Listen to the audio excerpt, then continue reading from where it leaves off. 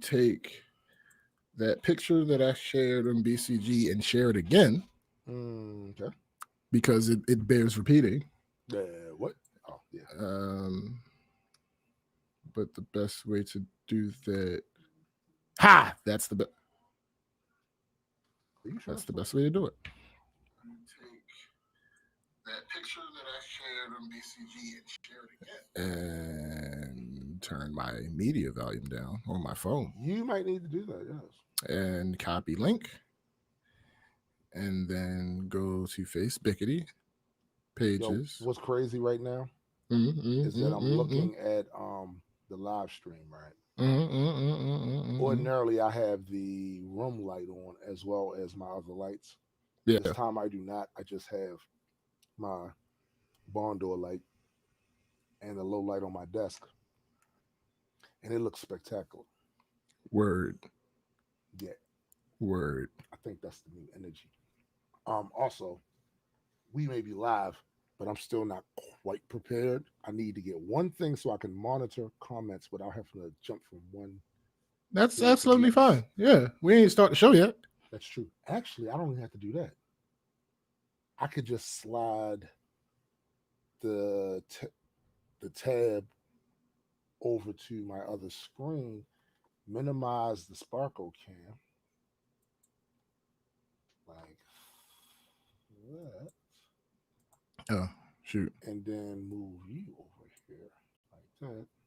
And I can see comments. Paste. Mike Gleason. Hey, yo. Mike is ass, yo. He said, Happy Treason Day. He said, peaks in. Sup, troll daddy. What I have taken, what I've been taking to do fairly recently to help. I'm here to help. Are you? I will go on, Adequate's live stream. I know. I might toss a couple of trolly. The word "might" does not belong in that sentence. I might do that, but I'm no. Again, the word "might" does not belong in that sentence. Hush! Look, it's all marketing. It's all marketing. Oh, okay. It's all marketing. Bro. Almighty. In a group on a page. So to multi-world entertainment. That's shared there.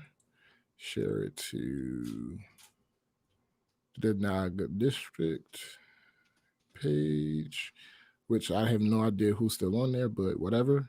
Right. I had a bunch of people on there at one point. So if anybody, I wouldn't go that far, Mike. I appreciate it.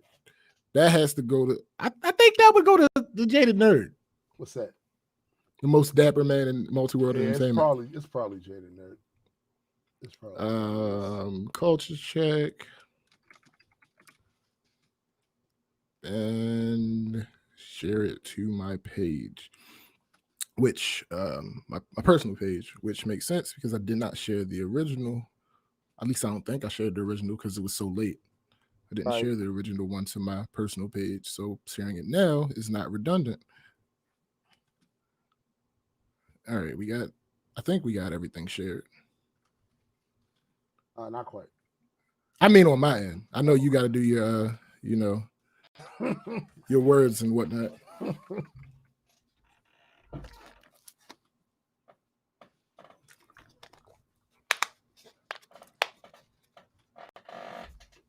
I have yet a separate.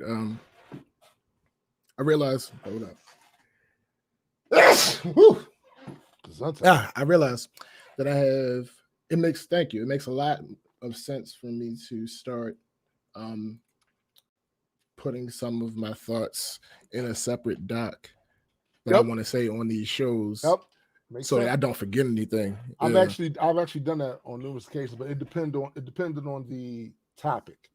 Honestly, exactly. It depends on if the top, like how fresh I came in contact with the topic, and how visceral I feel about the topic. Exactly. Because if it's one of those things that got me on 20, I'm not likely to forget. You don't need, you can just freestyle that shit. It comes off. All right, so let me open that I think this is the right account. Yo, I have a bunch of Google accounts. Me too. But I don't utilize them like I should, yo. Like, because that's literally a whole bunch of storage. Yeah, with the it Google is. Drive. You know what I'm saying? And I don't utilize as much as I should. Yeah. Let me. All right, this is not the right account. Let me switch to the right account. And 7420 BCG. Okay. Cliff notes. All right. Stuff. No, that's let's discuss Disney Plus. We can get that. Oh, that was such a fire episode, yo. And it's just gone to And the it's wind. gone. It's all gone. These That hold shit on. sucks. Where is it? I forgot to do my hashtags. Reopen, close tab. These were the topics. There was finally evidence of one of the projects that Beyonce was signed with Disney for. Nice. That was one of the topics. And surprisingly, it wasn't Black Panther. No, absolutely not. Right. Disney eliminating Disney Channel in the UK and moving all of those titles to Disney Plus. Disney Plus fans petitioning to remove Pixar's LGBT short out. You know, we went off about that. I know you did. And Disney Plus summer movie nights, which is a thing that they are doing from yesterday until like September 9th or something like that. Right. But some of those are just going to have to be done in the episode after next, because the next episode we're doing a Hamilton review. Speaking of which, in that Disney Plus group, so many posts about people talking about how they don't like Hamilton, and then you look at either in their main posts or in the comments later talk about how they don't like rap. Well, if you don't like rap, why would you watch Hamilton? You know, I have seen this before, even in my own experience as a musician. So a lot of my early audience, when I first became a thing on YouTube, you know, was the atheist community. Most of them are white folks, at least at first. And there was always a caveat that they felt the need, a lot of them, not all of them, I felt the need. I usually don't like rap, but I like this. Yeah, like yeah. I've seen it. I've seen it in your comments. Yeah, you know what I'm saying? I've seen it. Like, it's one of these things where there are, and maybe not necessarily those people, but there are a segment of people who feel like they have to qualify that they don't like something in order to say that they like something. You know what I'm saying? Like, I feel like, and especially this is usually what it is with hip hop, because you would think after all these goddamn years, all the different transitions. Yeah, true. That's your problem. You thought like you don't fit in when you think. It literally became and is now the most streamed music on the planet right now. Absolutely. Just look at the Spotify stats. Look at any streaming service you want. Hip hop, regardless of what you think of it in its current form, because I have issues with some of it in its current form too. Oh yeah, of course. But regardless of that, it is the most popular at this point. It has made billions of fucking dollars. Like, to some people, nothing that hip hop will ever do as a genre will legitimize it now. They still think they still think it's a fad. Yeah. They still think it's just a fad. Yeah. Your mood rocks are gone, folks. Your candy cigarettes are gone, folks. Hip hop has lasted longer than the Confederacy. Facts. And y'all still running around. Y'all still, you know what I'm saying? Like, you know. Yo, one of the most specific complaints, I couldn't keep up and understand what they were saying. Because you don't listen to hip hop. You don't listen to hip hop. You're not familiar the ear for it.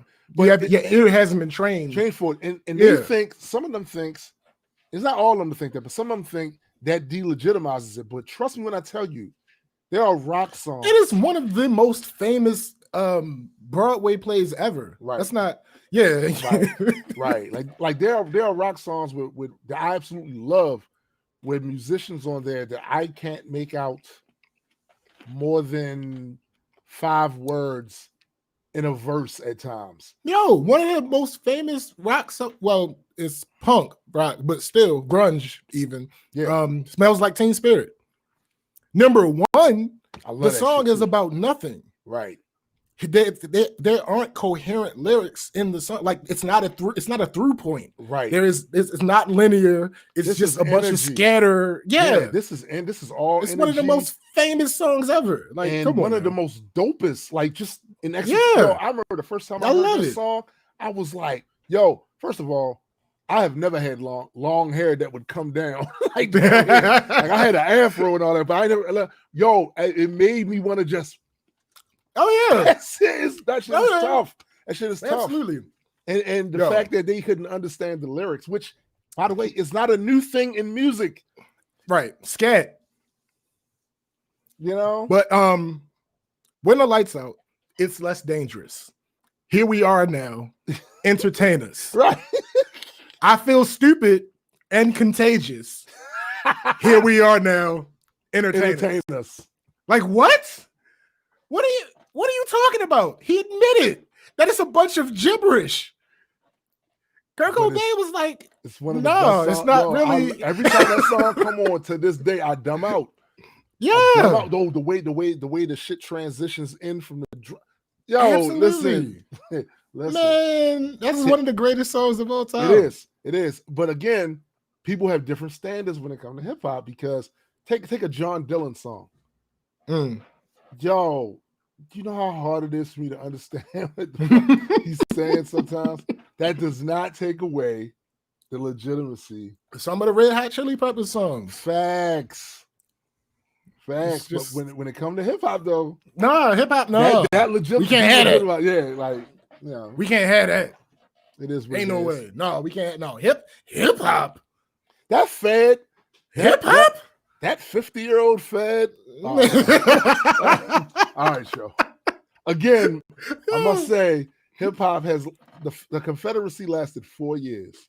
Word. And motherfuckers still running around here wanting to use their flag and shit. Absolutely. And put statues up and shit. Like, hip hop been around way longer. Like, because they can relate, but some of them aren't ready to have that conversation. Yeah, facts. It is what it is. Just something that's not quite on the docket, and it's nothing we need to go into detail about because it really isn't that important. But I feel like, since it happened recently, it just need to be put out there. Make of this what you will. Hey, wait. Do it when we start recording. Oh, damn. So we're gonna okay. That's yeah. All right. right. So let me start. Let me start. Yeah, do that first. All right. I'm about to start. I'm about to hit the button, and we are recording. All right. Welcome everyone to the Black Culture Geeks podcast. This is my man SPJ. That was late, and I am Tombstone the Dead Man. And there's a delay. It's not. No, it's not. I promise. All right, whatever. See, we're talking now. No, we'll see. We are just a couple of geeks. I got the receipts, my guy. We're talking about pop culture from a black perspective. Facts indeed. Now, it was something I was going to mention before we started recording, but SPJ advised that I do it once we start the show. And he's right. Yeah. Again, to preface this is not all of that important. But it's something that just recently happened, and I feel like it's our responsibility because we are doing content around the time when it happened that it should be noticed. Make of it what you will.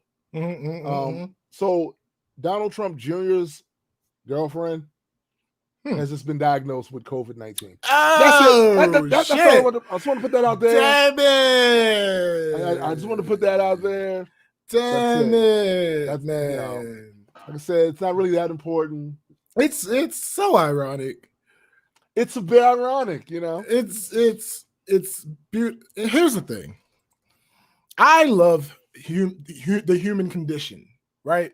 Because, well, for several reasons, but like I'm mainly because I'm not a piece of shit. Like I have Shut up. I have sympathy and empathy for humans in general. Once you get to specific humans, that shit might change. That shit starts to yeah. But it is what it is. So I don't ever want anybody to have bad shit happen to them. But when you are so proudly peacocking in one direction, especially to the idea that something is false or a hoax, right, or under control, right, and then we found out that you now are suffering from it. It's a bit of beautiful irony. It's poetic. You're hoisted on your petard. Or to quote Mike Gleason, who was quoting from the song, it's like rain. Oh my God. Herman Cain. Exactly. Herman Cain talking about, no, there's no reason to wear masks and blah, blah, this and blah, blah. Okay. And then this very next tweet was from his representatives saying that he's been diagnosed. Like, come on, man. It's not that hard to just not be dumb. Yo, Herman Cain is a stupid motherfucker anyway. Well, I mean, that had shitty pizza. But here's the thing. Okay. Here's the thing about that, right? So this man had a cancer scare. So he's obviously, as far as his health, compromised. You feel me? So, and he's old. So it's like, wouldn't you err on the side of caution? Yeah, you would think so. See, this is but apparently not. Dumbass he is. But this is the other thing. This motherfucker ran for president. So, are we getting a clearer picture now of the type of motherfuckers that are allowed to run for president? There kind of needs to be some sort of gatekeepers with that to a certain degree, because listen, they say that all the citizens here in concept are supposed to be treated fairly under the law, have equal opportunities and all that. One, we know that's not true. That has never been true here in Funny enough, going with back to my recent watch of Hamilton, you know, as smart people do, since it was a big release on Disney Plus yesterday, there was other YouTube videos that were about that. So one of the channels that I watch, I can't remember the name of the channel, but they don't need my endorsement. They're a pretty big damn channel. They're good over there. They did a video with the cast of Hamilton answering the internet's questions. And one of the things that Lin-Manuel Miranda, who is the creator, writer, director, and plays Alexander Hamilton in the original cast, said was, and this isn't novel, it's not new to me, but it's just interesting hearing it said this way. He was like, it's basically a story about the birth of this nation and how everybody didn't necessarily agree on what was supposed to happen, and a set of laws that as soon as they were written down, the country failed to live up to them. I'm like, damn. I've never heard it put that way. You know, it's almost the equivalent, right? That you work so hard to set up your computer, right? A certain type of way. You go out of your goddamn way to make sure that nothing fucks up.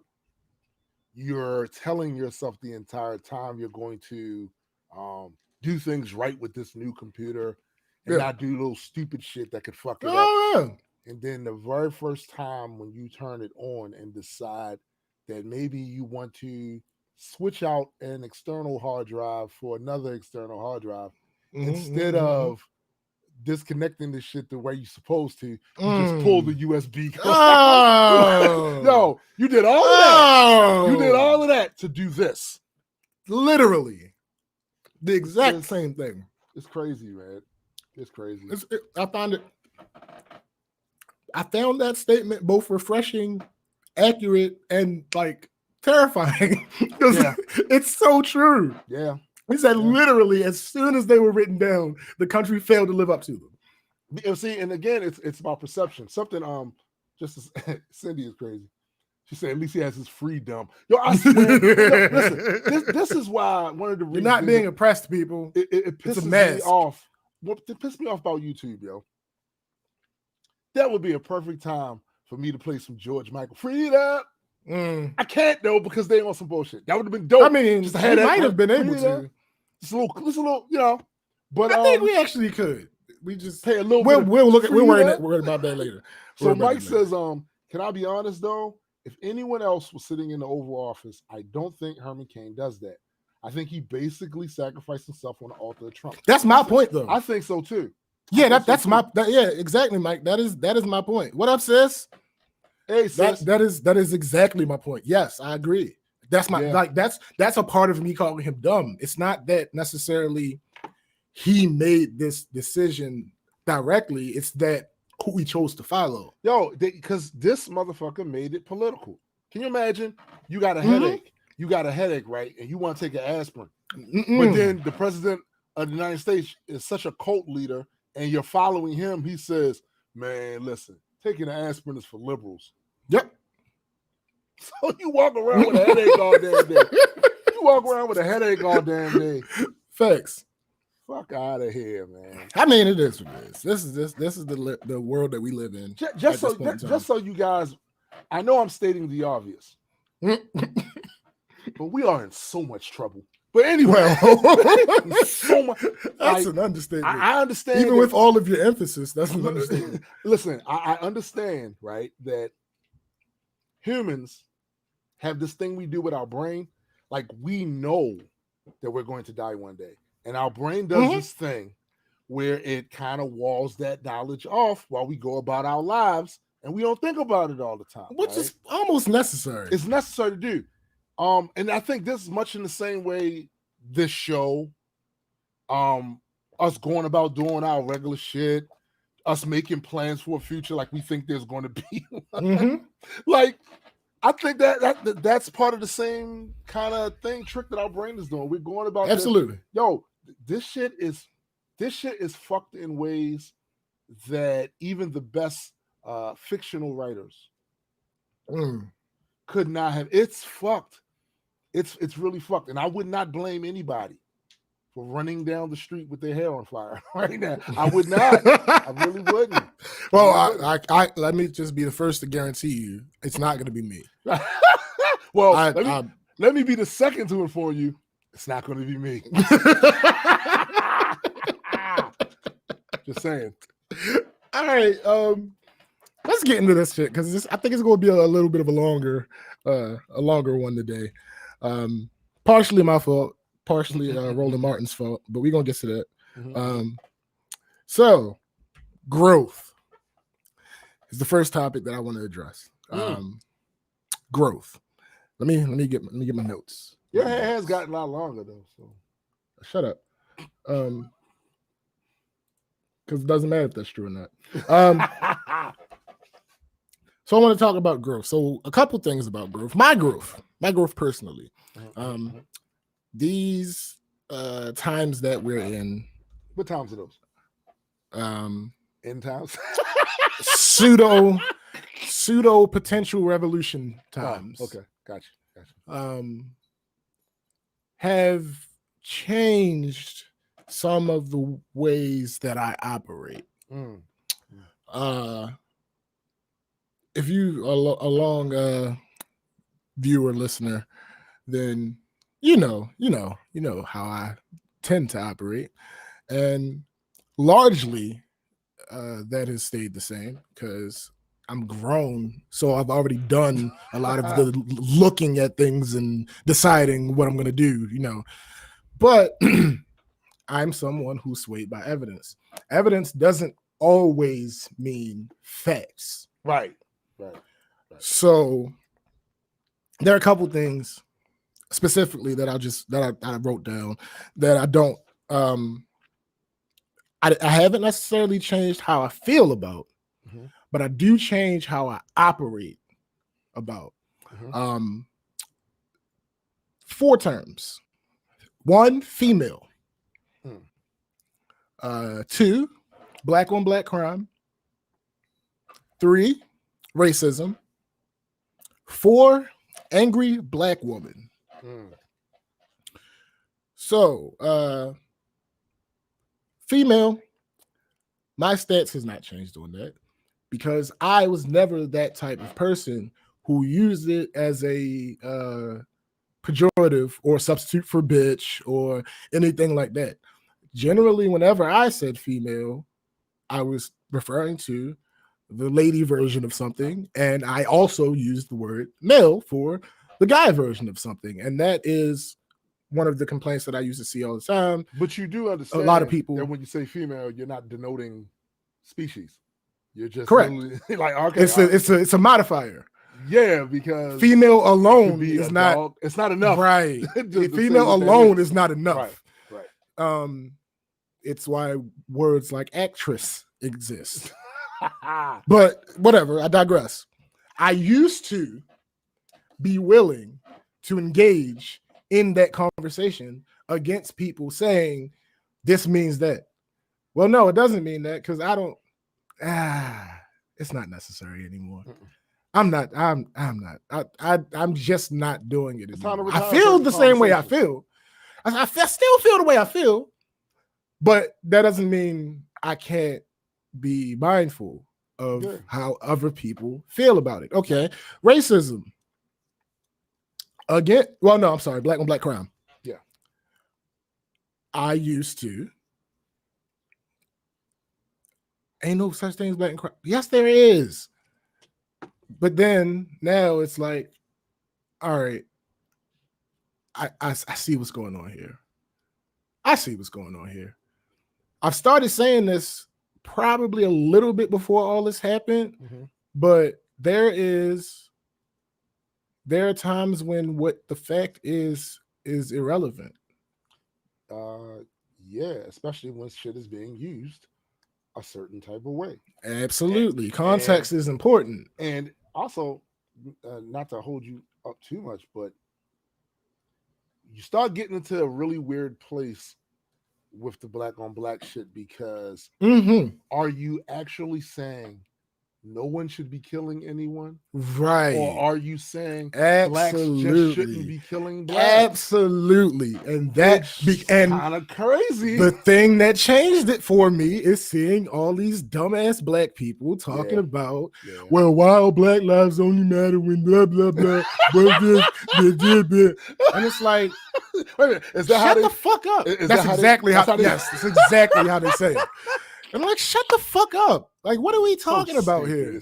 So because of them, and I probably said this recently. There are certain people, I actually got this from you. There are certain people who I don't want to have anything in common with. Yeah. When I see them do certain shit, it's like, all right, anybody that I see talking about what about black on black crime, clearly you're someone that would say black on black crime is a thing. Right. So regardless of the fact that semantically it is a thing, I have no longer the desire to make that small, unimportant correction to people because it doesn't, the point that should, it takes away from the point that should be the focus. Right. Racism, same thing, same exact thing. You've heard me say I probably never said the black on black crime thing on the show, but you've heard me say the racism thing on the show. Right. Black people can in fact absolutely be You've heard me say that over and over on the show because of that argument that has continued to happen. But guess what? Same thing with the black on black crime thing. I no longer feel the desire to correct people on a semantical issue when it's distracting from the larger point. In fact, one of my mindsets that has changed about the racism thing is I'm no longer temporarily, I have no idea how long this will last, but I'm no longer concerned about interpersonal racism. That's not. You know, you was reading my mind because that's what winds up happening. What winds up happening when I talk about that, they try to conflate the two Right. These are the same. It's not. These aren't even the same. And what opened my mind to that is our discussion with Marissa's homeboy. Oh yeah,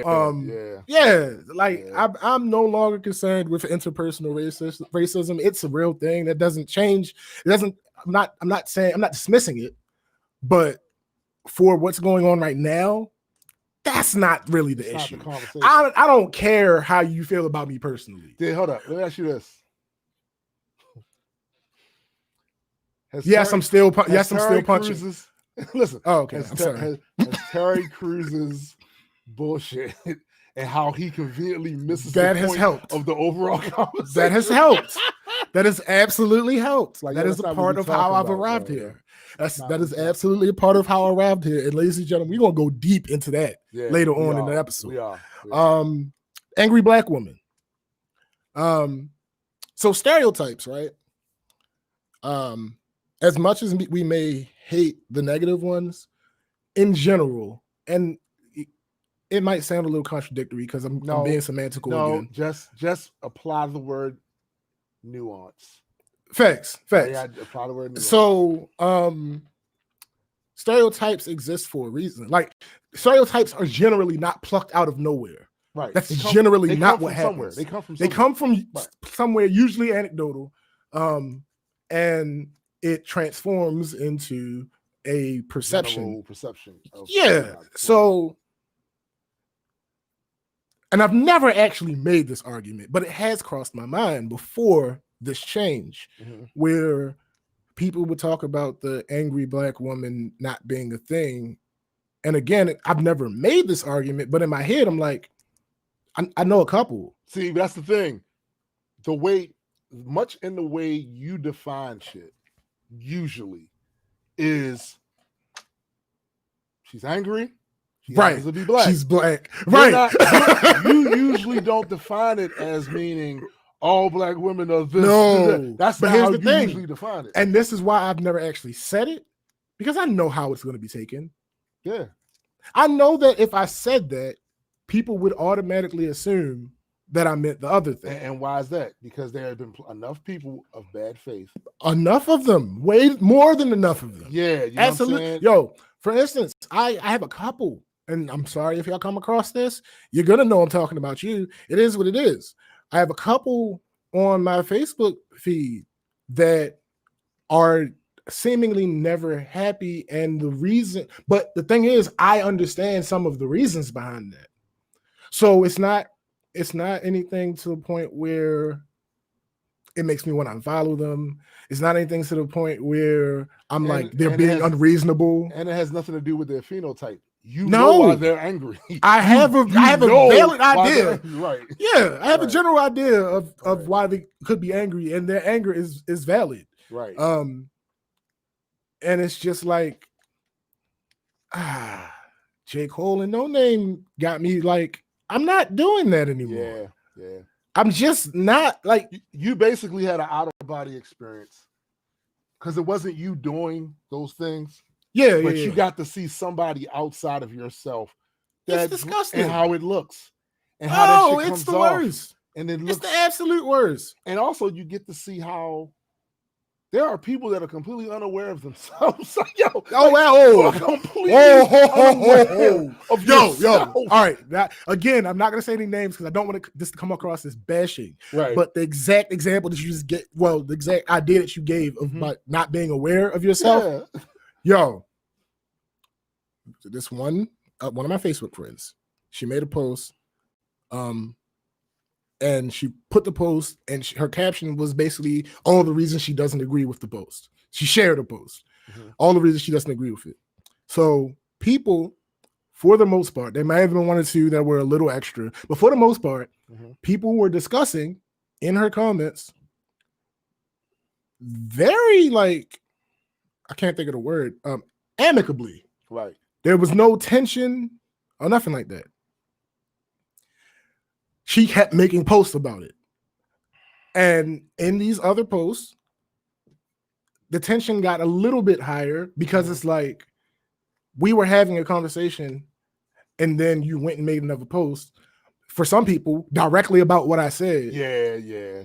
And it's like, what is going on here? So she made another post talking about how she's having so much fun and she likes it, blah, blah, blah, blah. So that's cool. If you stop there, I'm like, all right, I see what's going on here. Bet. But then she went live. And when she went live, it was, she's bothered. Y'all not going to keep blah, blah this and blah, blah that. And I'm like, she's bothered. Bruh. You said you was having fun. Yeah, like I thought this was a. So I digress.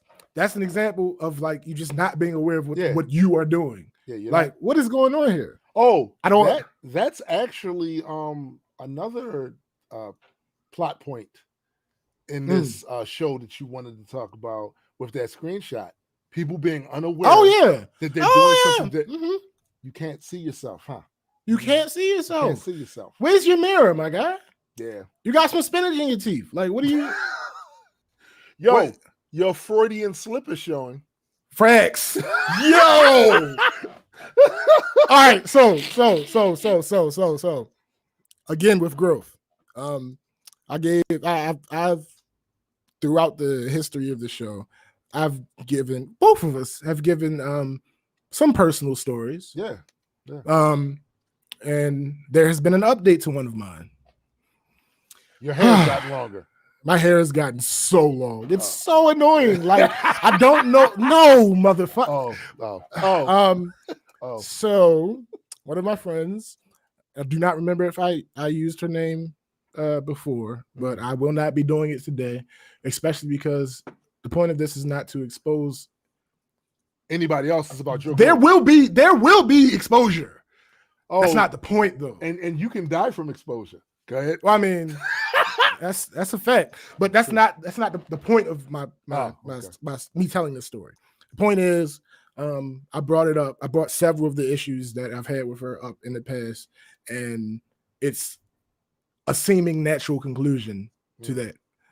So, for a little recap, this person had a birthday thing back in October. She was doing two things. The first thing I wasn't interested in doing, and it was on a Saturday, so we were recording the Black Culture Keeps podcast, found on all of your streaming platforms and on our YouTube channel, Multi-World Entertainment. So yeah, I mean, might as well. It's our shit. And I wouldn't have had time to finish everything I need to do with that and then get to the first thing on time. It just wasn't feasible, and I didn't want to rush that because, funny enough, I just thought about this. This was not planned, but I am someone who cares about other people and my time. Hold up. Novel concept, right? About time? Novel concept. I hate being made to wait. Not that I'm impatient. I'm talking about. No, I'm not. Actually, bruh, listen. No, but not that I'm impatient. Yeah, because you work with me, so. Bruh, listen. Woo, my guy. But yeah, not that I'm impatient. It's just that I be busy. Yeah. I be busy. I be having stuff to do. And on top of the stuff that I have to do, there are times when I need to like decompress and chill and all that other stuff that humans need to do, right? So I'm like, I'm not going to be able to make it to the first thing, but I'm going to be there for the second thing. She's like, all right, cool, bet. I'm like, great. That went smoother than I thought it would. All set. All right, moving forward. Ready to go. So second thing, now this is not for accuracy's sake. This is for shortening this story. Yeah. So I'm going to run through this. So the times might not be exactly accurate, just in case she decides on episode 121 to finally listen to my podcast, or if anybody that knows her decides to listen and understands that it's her and relays the information back to it. Just so this is not about accuracy right now. She will one day listen to the show once Spotify offers us $200 million to exclusively put our shit on there. She'll listen, man. Thanks. So anyway, like I said, for brevity, not for accuracy, around 10 or so,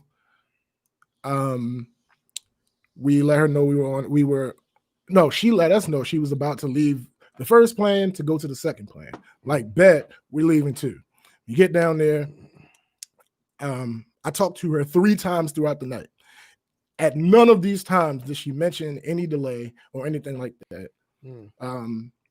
At like 12, we decided to leave because my homeboy. I remember this. Yeah, my homeboy that I came with, he drove and he had something to do the next day. So 12, we decided to leave. We get to the garage, we get in the car. When we're coming down out of the garage and get to the entrance of the garage, she hits me back, talking about I'm finally about to leave. She didn't say the word finally. I'm tripping. She didn't say the word finally. She's like, I'm on my way. I'm like, yeah, we're leaving. She's like, where you going? Home. Oh, you going in for the night? Yes. Absolutely we are. All right. So I could tell she was upset, but just a bit. I mean, she didn't care.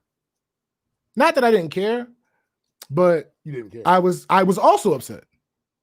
So you didn't care? No, it's just that you're being upset doesn't outweigh me being upset. So in that case, her being upset at the moment, you didn't care. I wouldn't go that far. I wouldn't go that far. I cared. I cared. You cared less than you ordinarily would have. Facts. Yes. Absolutely true. Absolutely true. So that was actually the day before her birthday. Right. On her birthday, I hit her up. Happy birthday. Thank you. I'm mad at you. That leads to a whole conversation in which she basically missed the point about her being wrong and accused me of missing the point about me being wrong for leaving. And I'm like, no, that's not, no. You were an hour and a half late. Like, you had us waiting there for an hour and a half with no update as to when you would be coming. Yeah, and that, like, yet I talked to you. Cindy just said in the comments, it's just inconsiderate to make people wait. Exactly. Like, that's it. It's that simple. Like, it's that simple. So I said something responding to her. She decided she wasn't going to respond. I'm like, all right, bet you're not talking to me. Fine, whatever. So moving forward on Facebook, I'm still liking her posts. I'm still reacting normally on Facebook. But I noticed her energy. I'm not getting no likes from her. She's not saying nothing to me. Still haven't heard from her. So fast forward to my birthday. My birthday is December 21st. So it's about 2 months later. Still haven't heard from her. All right, bet. So on my birthday, we went out. Fab was like, basically, she made a post about looking for something to do that night. Mm-hmm. And Fab says to her, well, if you want something to do, you know we're doing something. Her response was something to the effect of, I'm well aware of what today is. I didn't get an invite. Oh, yeah, I remember this thing. So when I saw that, I'm like, oh, okay. That was like 10 something that night. I'm like, okay, bet. So I'm like, at come midnight, when it is no longer my birthday, had I not heard from her, I'm just going to block her on Facebook. I'm going to block her on Facebook. There's no reason. Listen, to keep that. We've already established that you're not interacting with me. Right. And the last straw is the Facebook thing, simply because 2 reasons. One, because Facebook tells you when your friends' birthdays are. It does not. That's one. And the second reason is because principle. You were upset because no matter what you did to me, I left on your birthday. Right. That leaves me to believe that birthdays are very important to you. And you understand why a birthday celebration would be important, right? And you had, even after all of that, you still threw her a happy birthday. Oh, yeah, you know absolutely. Yeah. Because as big of a deal as it was, and anybody that wasn't my friend, that would have been the end of the relationship. Right. if this is a business and you have me waiting for an hour and 30 minutes, no, we're not working together. Like Right. if it's a model and you got no, we're not working together anymore. Facts. But this is my friend, my long friend from high school. And shit happens. Friends have shit happens. And all the time. Yeah. All the time. So I'm like, all right, like, whatever. The next day's her birthday. I'm gonna tell her happy. Fuck you mean? Yeah, I'm gonna tell her happy birthday. Because what she did was foul, but it wasn't friendship ending. No, right. Not at all. Right. So, like I said, that happened. 12 o'clock came, no happy birthday wish. I blocked her. So the next day or two, her friend told Fab she's sick of this situation going on between me and her. Bet. Cool. And she called us something. I can't remember what she used. So since she accused me of something, I don't know. Since she accused me of something, I'm not the type of person that's going to go talk to other people about it, and we haven't had a discussion. Oh yeah. So I pulled up in the inbox. Hey, what up? What's going on? I'm what and why am I that? So she gives me her version, and I'm like, all right, now let me tell you the truth because I keep receipts. I keep receipts. So I had the conversation that me and my friend had on her birthday, and I said, some of these things you're saying are not true. Here's the receipts. Here's our conversation back and forth. So there you go. So fast forward, when Fab left to go to Poland, he had a little bowling thing, and she came because they had been going through something, but they got over it because Fab is a little more forgiving than me, number one. And number two, one of your best friends is about to leave the country for a year. Yeah. You get over what the fuck. I just like to say, though, this line of progression is almost like the fictitious evolution shit, right? So you got Fab over here is more forgiving than you. And then it's you. And then it's me.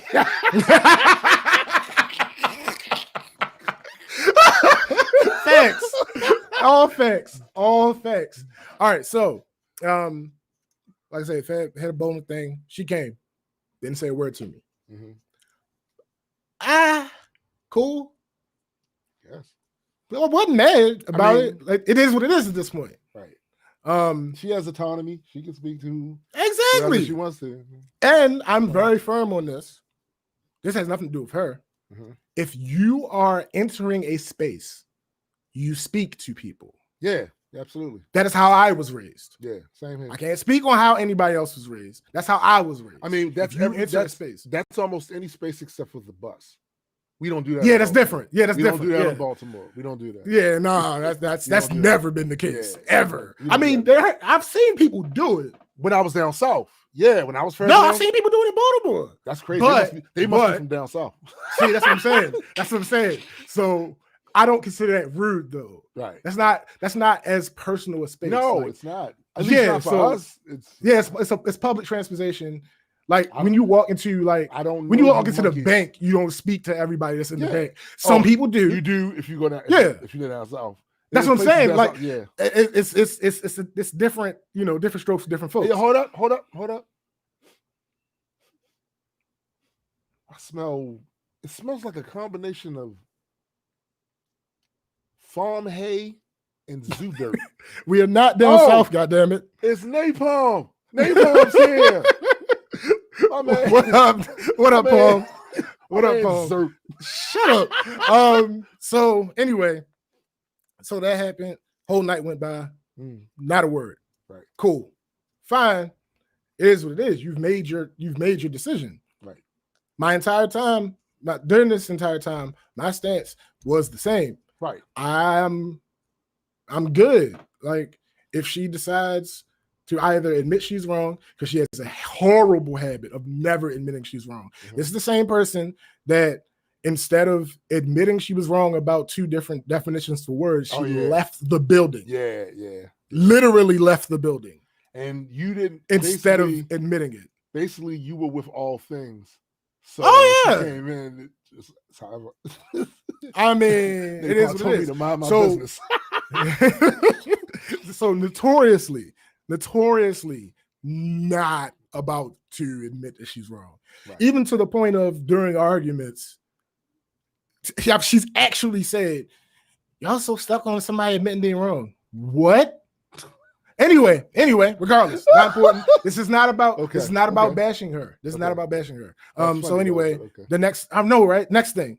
Our homeboy, the one that drove that night of her birthday thing, his birthday, he had a thing. She showed up to that too. Mm-hmm. Again, no words to me. Oh, she did say she said excuse me one time when she almost bumped into me, because that's that makes sense. That stands the reason. Right. So again, that was in March. So I'm like, all right, so this is just what it is.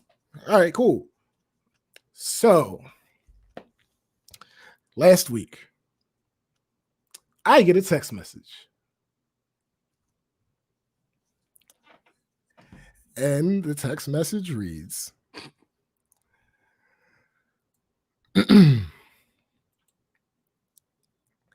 hey, hold up. Gotta scroll down a little bit more. No, not hey. Text message reads, I think it's time for us to have a conversation. Okay. Sounds good. I say, okay, what's up? Because this might be hard for some people to understand. I have no ill will. Hold up. That's what she posted, what she said? No. This is me saying. This is me talking now. Okay. No, I didn't say this to her. Okay. This is me talking now. Like, right. I'm back. Yeah, I have. This might be hard for some people to understand. I have no ill will. I'm standing on my the other day. It's fire, right? I stand on my principles. Is what this is. You have this thing where you can't be wrong. If you listen to this show, I've several times admitted to when I fuck up. We fuck up all the time. Yes, we do. It's literally on brand. Matter of fact, the way that we begun this segment was me talking about several ways that I've fucked up in the past. Right. And have recognized the error of my ways. But the reason it's easy for you to recognize the error in your ways is because you have an understanding and an acknowledgement that you're trash. Mm-hmm. So the only way to be recyclable when you're trash is to admit when you're wrong. That's the only way to do. It's the only way to do that, right? Absolutely. So I say, okay, what's up? She said, I'd rather do it in person. Let's stop right there. We in the era of COVID-19. I don't know. Not even that. I'm just saying, you don't know who she's been around. You don't know. That's a fact. But anybody that knows me also knows people. I know. Like, I love her, but she's still a person. It's Umans. But like hers. I said, why? She said, I don't feel like texting. And she said, it's better so that things don't get misconstrued. So if it's okay, give me a day and a time and I'll be there. And I said, honestly, I'd prefer not to see you unless this thing has been resolved. Yeah, because no one wants to put up with. No. Yeah. Like, I'd personally, for my mental health and for my comfort, I'd prefer not to see you until this has been resolved. Like, and I'm very clear in what I say and what I mean, and we're adults. So if there's any misunderstanding, you can ask for clarification. Right. It's really that simple. And I didn't say this part because at this point, I was still thinking about her feelings. But I had no reason to believe that this was actually going to be resolved. Because what I need for it to be resolved is her to acknowledge that she was wrong. Right. And for her to apologize. Right. I can't speak to her apologizing, right? Because in most of the times most of the things that we've been into was too petty to need an apology. Right. But I can definitely speak to her admitting she's wrong. She don't do it. Never seen it. Right. Doesn't exist. Unicorn. No such animal. I'm just saying, I've never seen it. Never heard anybody talk about it. They don't even write about it in like mythological books. It just doesn't ever. So it's like, all right, bet. So I'm like, I'm not down for that. Not down for an in-person talk to try to resolve this issue that you've allowed to linger since last October. Yeah. That's just not what I'm here for. I tried to talk through it on that day. I'm not going to beg you to talk about it. Nah. None of that is going to happen. Anyway, so You're not doing it. Some of the highlights from this conversation, because it was a long conversation, because of course it needed to be. There was no way this was not going to be a long conversation. Right. She said, I'm trying to resolve it. I said, I know. And I appreciate that. I really do legitimately appreciate that. I honestly do, but nothing has changed about how I feel about what happened. I only need 2 things for this to be resolved. She said, what is that? I said, ultimately, you apologizing and admitting that you were wrong. We can discuss what about, but if you aren't willing to do those 2 things, this is pointless. Right. And that's when the obfuscating started. So you want me to apologize about how I felt and admit I was wrong for how I felt? No, never said that. That is not the point that I'm trying to make. For you to get that from what I said means that you're projecting, but it's cool. I retorted, no, ma'am. You are allowed to feel however you want. That ain't what I'm mad at. I have no control over your feelings, and your feelings do not affect me that greatly. Your actions are what affect me because we are friends. And she also said, and so we're clear you made how you felt and what you want clear to everyone but me. It came to me through a bunch of filtered chains, so don't say that you made it clear to me. My retort to that, it's just not true. Scroll up. Scroll up. It was the last conversation we had. Right. There's literally evidence right there. And this is exactly, you're proving in this moment, even before you put the final nail in the coffin, why I feel like it would be a waste of time to meet with you in person. Right. Because you literally have the evidence of this in your hand, unless you deleted the messages. So you can always screenshot. That's not yeah. I'm good. You know, the receipts. It ain't nothing for your boy to screenshot your messages that you said to me, the receipts, and send them back to you. Because that's my thing. That's one of the reasons why I'm so into texting, is because receipts. You can't tell me that I said something that I didn't, right? And you can't tell me I didn't say something that I did. And alternatively, because I want to be able to say things to you and then come back to you later and say that I didn't say it. I don't like texting. Right. Right. I get it. I understand. Even though we text every goddamn day, but that's not even here nor there, ladies and gentlemen. Tombstone is not going to let the facts get in the way of a good story. That's damn sure not. So let me see a couple more highlights, because I'm not going to read all of this because it's not necessary. She asked me what my issues were. I don't read minds, so having issues and not saying them doesn't help me. Again, scroll up. But no, I didn't do that this time, because she asked me a direct question, and I informed her and assured her earlier in the conversation that if she needed clarification, that I would give her clarification. All right, fine. All right, bet. You weren't talking to me. How am I supposed to tell you something when you aren't talking to me? It's pretty difficult, right?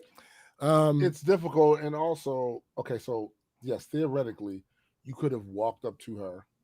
Oh yeah, technically yes, absolutely. But the problem with doing that is, you're also a person, and you tend to have a bit of dignity. And if you'd have walked up there and started that, and she would have still been on that other thing. Oh, It's that's the other disrespectful. thing. Disrespectful. There's no It's reason. disrespectful. So, At this point, before this conversation, there isn't a beef, at least on my end. right. There isn't a beef. Right. It's very simple. I need two things. If you can't provide those two things, we can I don't know leave things what to tell the way you. they are. We can leave it Exactly. It's just I'm fine. Because here's the thing. We aren't dependent friends.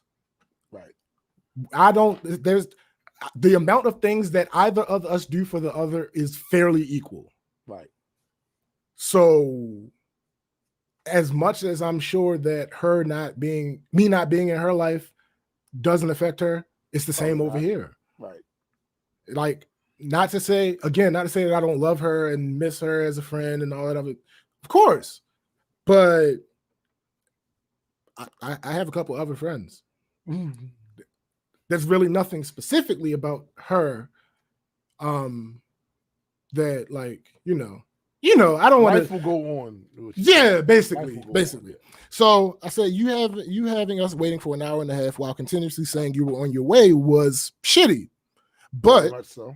But I said, fuck it, and still told you happy birthday the next day. You responded with, thank you, I'm mad at you. So either of our interpretations aside, I've never told you I was coming somewhere and didn't show up. Just the facts with no feelings. You told me you were about to leave where you were. Then 90 minutes later called me saying you were about to leave where you were. So the fact that I didn't drive and our other friend had something to do in the morning didn't matter to you. And then it's crazy of you to complain a couple minutes ago about hearing through filtered chains when you were complaining about me to your friend the entire time, which is fine because that's what friends are for. We're humans. If you have, fair enough. If you have an issue, in your life, you talk to your friends about it. That is how that works. Me being one of your friends who you're having the issue with, I don't expect it to necessarily be me. Right. I'm not upset about you talking to your friend about it. My issue is you complaining about me talking to my friends about it, yet you're talking to your friends about it. Right. Like, that just doesn't, whatever. My issue is you're acting like I was the only person doing it. Then you deliberately didn't wish me happy birthday. That's the meat and bones of this one, ladies and gentlemen. You deliberately didn't wish me happy birthday, right? And here, ladies and gentlemen, right, is when we get to the core crux of the issue. You see, SPJ has been known by a lot of names growing up. Petty Murphy. But Petty Murphy is probably his So she said, I didn't deliberately do anything. I went about my day as planned. When I was going to sing happy birthday, I fell asleep because I was on meds for being in the hospital that month.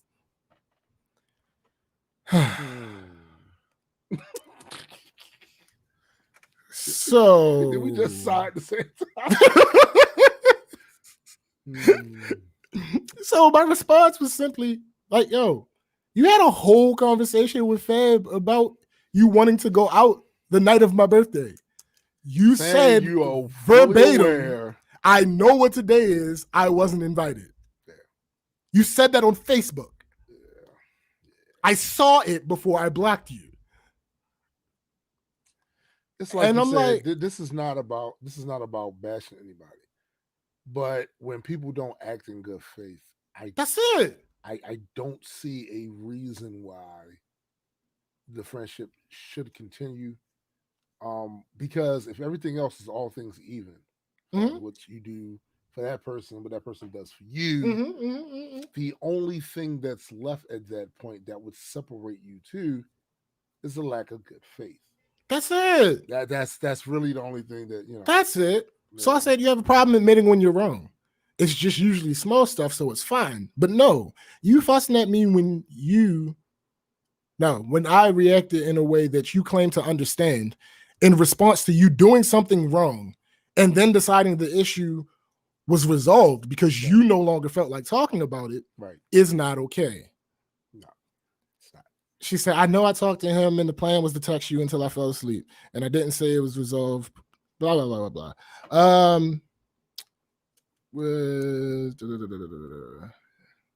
And if you...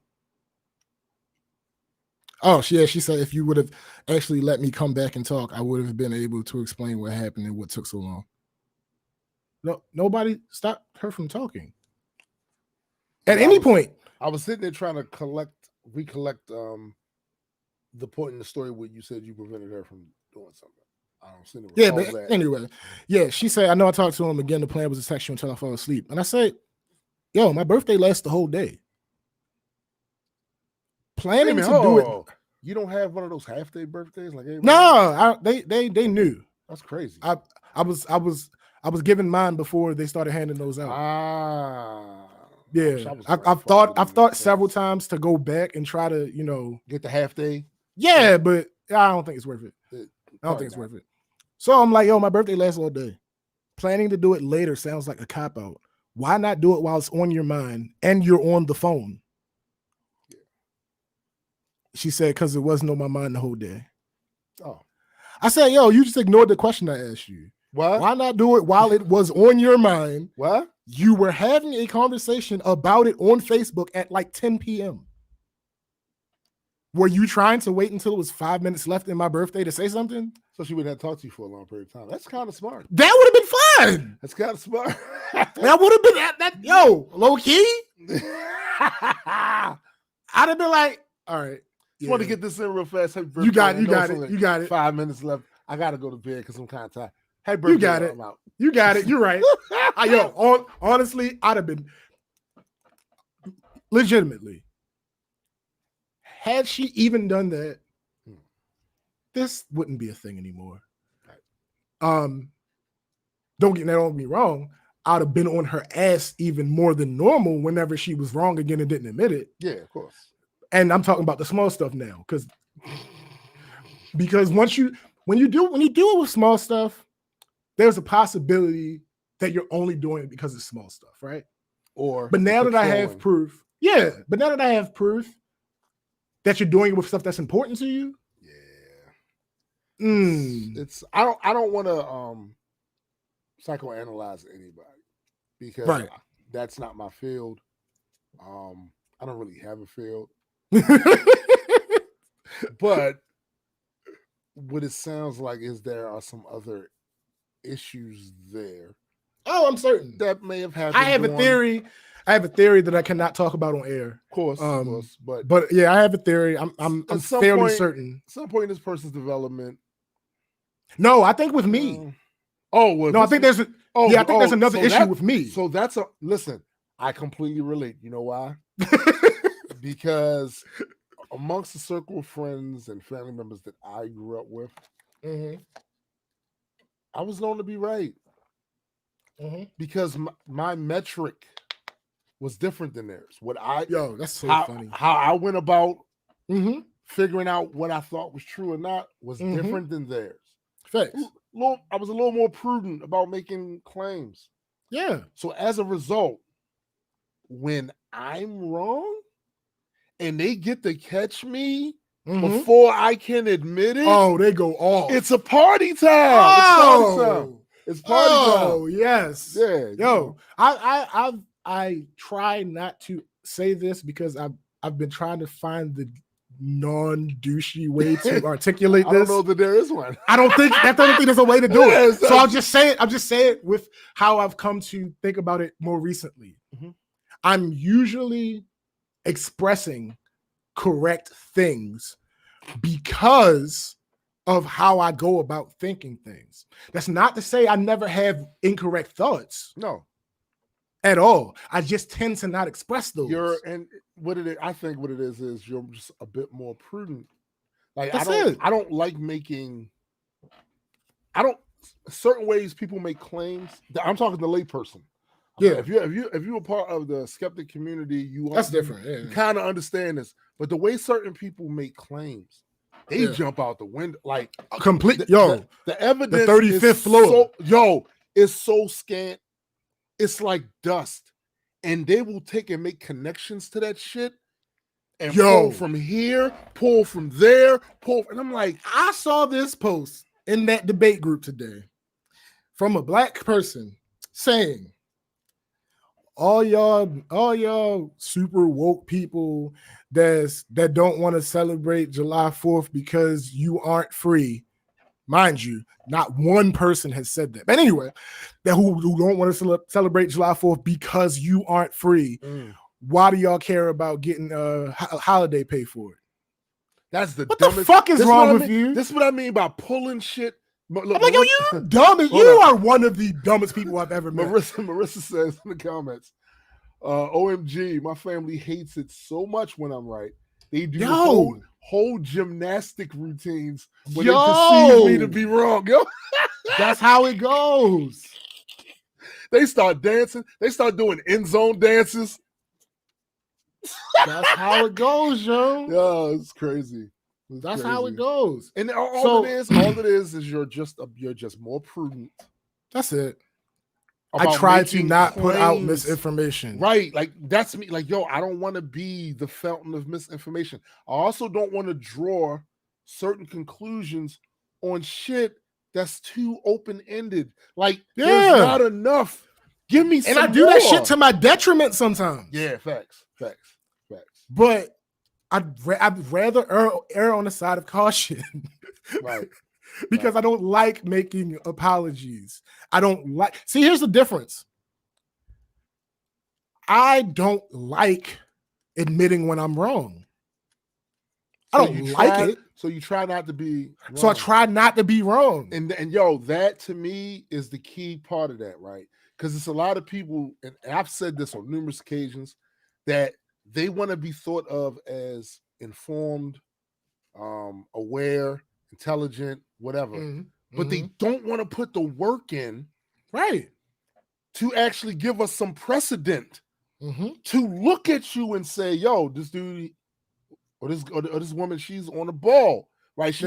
You don't want. It's the same as when we was talking before about all these motherfuckers that just turned into molecular biologists all of a sudden doing the 5G shit.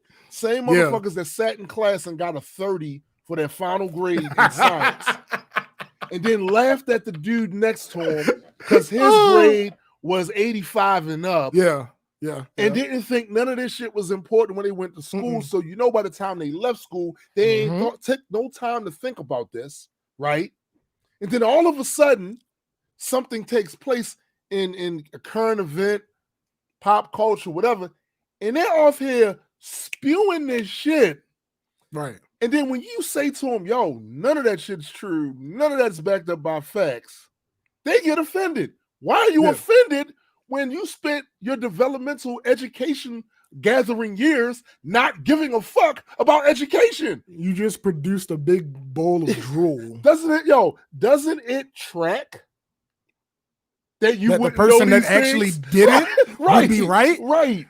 And you would not necessarily be the one to discern whether Come on. But no, hey, hold on, because real quick, napalm, mind your business. Go ahead. But no, because that requires you to be self-aware. It goes back to what we were talking about earlier. Exactly. It requires you to be self-aware. Exactly. So a couple more messages. So she said she was driving home and came home, took her medicine, fell asleep when she took the medicine. That is fair, right? That is 100% fair. But I said, I understand that, but you seem to be missing what I'm saying. You were literally having a back and forth conversation in which you acknowledged that you realized it was my birthday. Right. Instead of any of those replies that you sent back, you could have easily went to my wall, went to my inbox, text messages, and wished me a happy birthday. What was the point in waiting? Her response, because I was going to do it when I got home. All right, cool. She said, because I was going to do it when I get home. I didn't miss the point. I was supposed to do it when I got home. It didn't happen. And then I was blocked because I didn't meet a deadline that I didn't know about until it was over. And I said, my response, my response was flatly, okay. Oh, okay. So she responded. I guess that means no resolve. I said, it means I'm not going to continue to try to prove to you where you were wrong. I told you what I need. If you are just that prideful that you understand that you were wrong and aren't willing to admit it, then I don't want you as a friend. If you just legitimately don't think you were wrong, then I don't see how this is going to work. Right. And diatribe time. Oh. You know, for someone who can always point out everyone else's wrong and always want someone to admit their wrongs, you don't see things from other people's views, and you don't know how to understand when you can agree to disagree and move on. If things can't be talked about and move on or past, then you may be right, because I don't need someone who doesn't understand people can view a situation differently. Now get ready. Get ready. Get ready. You guys might want to record this or write it down. It's probably easier to record because I'm gonna say it really fast because time. Yeah. My response was, okay. And she went on another diatribe. There was no actual right and wrong, just pure communication on both ends, which I will own that part. But as far as what you want me to do, now this is important. I know I joke and say that often. This is really important to the conversation. There was no actual right and wrong, just poor communication on both ends, which I will own that part. No. Allow her to get her point out. Just poor communication on both ends, which I will own that part. But as far as what you want me to do, I can't, because you want me to apologize for running late and not saying happy birthday. Never did I once say that me being late was okay. All I stated was how I felt and why. You wanted to proceed to push after I said I was past it. It didn't even need to go that far. See, the problem is, though, and this is how everybody, y'all, I swear I see this a lot. So there was some key shit left out of what you wanted. The fact of the matter is, not only were you running late, you didn't even call and say. Wait. Not that you didn't call, that you talked to me several times and never said. Yeah, like, I mean, that's that. But you know, people will omit the part that harms their argument every time. It's crazy. So I said, yo, do you see what you're typing? I specifically told you my issue was not the night before your birthday, but you think I want you to apologize for being late, even though you were willing to admit that being late wasn't okay, but you can't apologize. So wait a minute. If you say that being late wasn't okay, then that means it was not okay, which means it was wrong. Right. So then how do we bridge that gap from saying this is how we bridge? There's no right or wrong. This is how we bridge the gap. Okay. But okay, I appreciate you making somewhat of an attempt. I'm sure it was hard for you. And she says, and this is why I didn't want to have the conversation through text, because your text has like 3 or 4 reasons why you're mad and 2 or 3 different reasons for me to apologize. Because you need to apologize for 2 or 3 different things. What the fuck? Why is that confusing? And regardless, you can say it one time. You can say it one time. I apologize. You don't have to say for each. I apologize for all that. I don't need an essay. I don't need a bullet point. Right. No, I don't need any of that. Hold up. She said, Marissa says, and this is chronic extreme lateness with no communication is about control, not disorganization. Yo, she is always late. She's always late to things, but normally we don't do things just her and I usually. So it's usually not a problem because there are 3 or 4 other people there, right? And we can do whatever we're doing. Right. She's always late. But when it's me and our homeboy, who's really my homeboy that I introduced to the group, and he got shit to do in the morning, so he's not really in the best mood to be just waiting for Standing around for people to come read. And it's just us. Right. No, it's not the same thing. It's an hour and a half. Marissa's number 2. The above coincides with narcissistic tendencies. Yo, it all tracks. That's another thing that didn't come up. You know, anybody that's on my social media, not recently because I've been on my woke shit, right, but I often post about narcissists and shit like that. So she saw those things and assumed I was talking about her. Why? Because Why? a hit dog Why? will always holler. Oh. But anyway, Okay. here's her second retort. I'm stubborn. Yes, I can admit that. But you are pig-headed, and until you get your way, not a compromise, it's your way, things won't be resolved. I can't concede to that. So I said, this is not a compromise situation. I'm sorry. I didn't hit you up. That's not to say I didn't want a resolution. Right. But it is to say that my stance on the situation has not changed one bit. And you finally wanting to talk about it 8 months later isn't enough to make me just forget about what happened. Right. You stopped talking to me. That's what happened. Then you didn't tell me happy birthday deliberately. Say whatever you want about the medicine. Fine. It would have been fine had you just forgot when my birthday is. That's fine. Yeah, but you knew what day it was. At any given time, you could have just called. You said you knew what. So I'm like, it would have been fine if you just forgot my birthday was. Niggas have bad memories sometimes. But you had time enough to have a conversation with Fab acknowledging my birthday when you could have had that same conversation with me. This is exactly. She could have literally called you and said, "I acknowledge your birthday."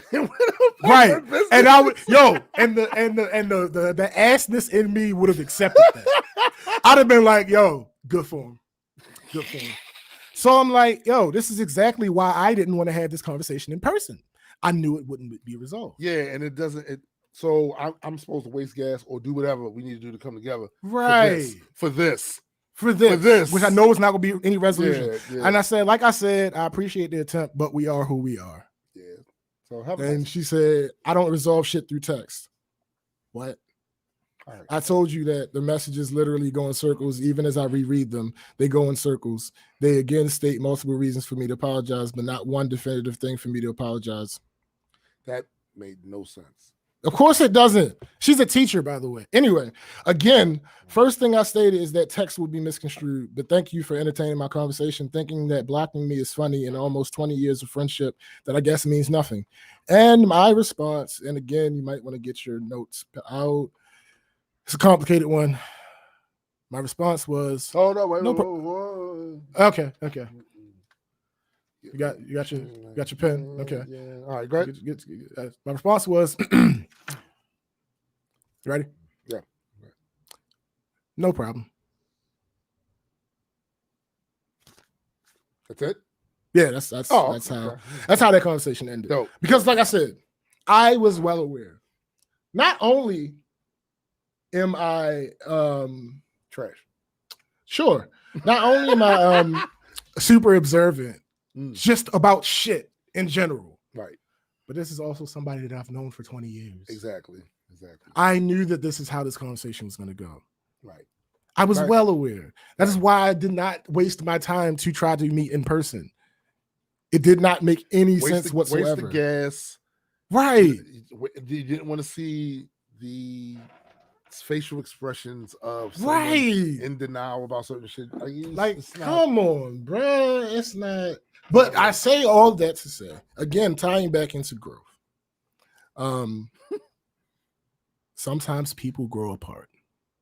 Damn. Sometimes they have things. That's the punchline of this. That's the punchline. That's the moral of all of this. The change that happened in me to allow this to be at this point is I know who I am. I am unapologetically me. And there are certain things I just am not going to tolerate in my life. Right. And there was growth on her part for even making contact. Yes. No, seriously, 100%. That's not me joking at all. That's why I said it several times in the conversation. I appreciate this attempt. I really do. You're not as self-aware as me, and you're not as observant as me. So I can understand you not having the feeling that this wasn't going to work. I understand why you thought this was the move. Work. Right. This is the thing to do. Right. I absolutely get why you think that, and I appreciate honestly that conversation really didn't need to be had if it didn't. If you start off with the premise of what she eventually said, when she said that she doesn't resolve things over text. Right. This whole conversation did not need to take place there. Yo, that was a waste of time. The third or so message I sent her, this is what I need. I need you to admit that you were wrong. I need you to apologize. Otherwise, this is pointless. Right. That could have been the end of the conversation. It kind of should have been, because it all rolled back around into That's why it went in circles, because she, instead of listening to what I said to her and processing it and realizing that when I say that's what I meant when I said I'm very clear in what I said, right, and very clear in what I mean. Right. This is what I need. This is not negotiable. This is not a compromise. I didn't come to you. Right. Had I come to you, it would be because I'm willing to compromise. Right. I'm willing to have this discussion about what we have to do to get to a certain place. Mm-hmm. You came to me. I don't know if I said this on the show. I love her very much. Again, 20 years. But my life is not greatly affected by her absence, as I'm sure hers is not greatly affected by my absence. This isn't an attempt to make me feel like, oh, I'm bigger. No, none of that bullshit. We grown, we adults. Cut that bullshit out. There's the only thing that would really change with her coming back into my life is the upholding of tradition of the friendship and a few good times here and there. Like, and I have people I can have both of those things with. So like, I'm not really lacking in either of those departments. This is not a closed door for me. Some things are just not, they're not worth the headache. It's not worth the constant form. It's not. Some things ain't. It's just not worth none of that. Marissa said, "Perfect. How to starve a narcissist in 2 words or less. No problem. Peace out. Bye." Bye. And the crazy thing is, let me just address a couple possible thoughts from anyone listening to this. You did all that in public. Yes, I absolutely did. And there are a couple of reasons. One is because the format of the show, sure, the bigger part of the show is us holding a mirror up to society. Sure, but that also includes holding a mirror up to ourselves. And all out. And it's not it's not really all that out of precedent for shows such as ours that has its roots in morning zoos, Howard Stern's bullshit, and like we do a lot of some of the same shit. So yeah, absolutely. And the other side of it, for those who might be thinking like, oh, but she's a narcissist, you doing this is going to feed that. Maybe she doesn't even watch the show, but she doesn't watch that. Exactly. I have no evidence. I've put it like this. I've talked about so many instances, even the small ones, with her that had a narcissist heard that while we were still speaking, she would have brought it up. Exactly. She doesn't listen to the show. So yeah, she doesn't listen to the show. And it's cool. It is what it is. Like the door's not closed for me. The door is in the exact same position it was back in October. Right. There are 2 things that I need from you. And until I get those things, we are good where we are. Hey, nothing needs to change. You're not hurting over there. I'm not hurting over there. That's it. That's what I'm like. Yeah. For it to be, for her to throw in the 20 years of friendship, that's symbolism. That's symbolism. Because why did it take you, if it was that serious, why did it take you 8 months to say something? If it was that serious, you shouldn't have a problem apologizing for. If the other person feels that, look, I didn't like that shit. That shit shows disrespect. Right. Yo, the craziest thing that she said in this entire conversation was, you want me to apologize for being late. I can't do that. I never said that being late was okay. Yeah. What? What are you saying? So if it's not okay, then it's wrong, and you but you can't apologize for it. I don't understand. But I guess it's not for me to understand. It's apparently it's not for me to understand because I asked her what she meant. She never addressed it. It is what it is. Like I said, door's not closed for me. Same exact thing. Same exact situation I was in before this conversation. Right. It's unnecessary conversation that we had. I won't say completely unnecessary because like I said, it brought me to these couple of conclusions. Right. People, this is the first version of proof that I have about people growing apart. Like personally. Right. This is the first version of proof I have of that. I knew it was true. Right. But this is my first time actually experiencing this. Like, yeah, years ago, if this situation had happened and this conversation had happened, I probably would have been the bigger man. But Marissa makes a good point. She says, look, it's not even about her. It's about you and the confidence it takes to assert self-care over blatant manipulation. It's an abusive cycle to stay in relationships illuminated by gaslight. Facts. She was gaslighting. Like, it's that simple. Yeah, simple? I'm crazy for wanting her to apologize for doing something that's not okay. That she admitted is not okay. Yeah. So, like, come on now. What are we doing here? I hate this whole agree to disagree thing because people misuse that shit. Yeah, they do all the time. Like, if it's a big issue, there is no agree to disagree.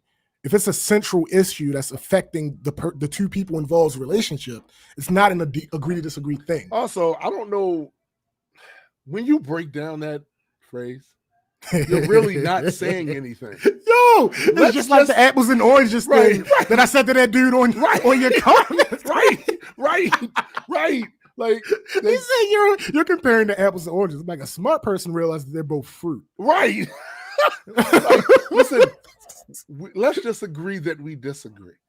We started, but we're there. We're already there. Conversation with that. We know that. That's not news. Like, it's not novel. It's one of those. That's the incumbent. It's one of those insert here when there's nothing more to add type phrases. Mm-hmm. Well, let's agree that we disagree.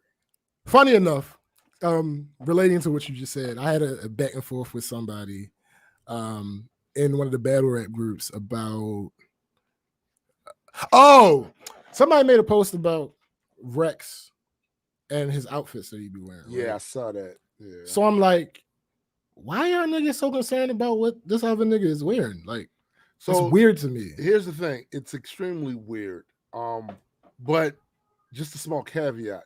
If Rex came out on an interview or on a battle wearing a big rubber nose, some floppy red shoes. Oh my goodness. And some frilly collar, somebody gonna talk about that.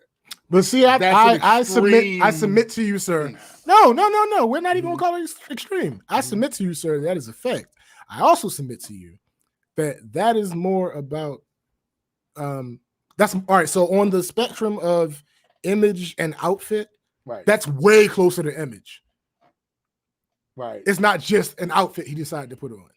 Like, there's a state that he's either attention seeking or something. There's a reason why he decided to put a costume on versus an outfit. Like, these niggas up here talking about outfits. Rex do need to pull his pants up, but Rex do be wild. Look, I'm not saying wilding, yo. He be wilding. Yeah, Rex do be wilding, but I'm just saying, like, why are you so concerned? But yeah, like, the being it's weird to me. That shouldn't even really be no long conversation. Like, yo, Rex, that shouldn't be a topic in a battle rap debate group. No, it shouldn't. You know what that topic should be? It should be in the battle.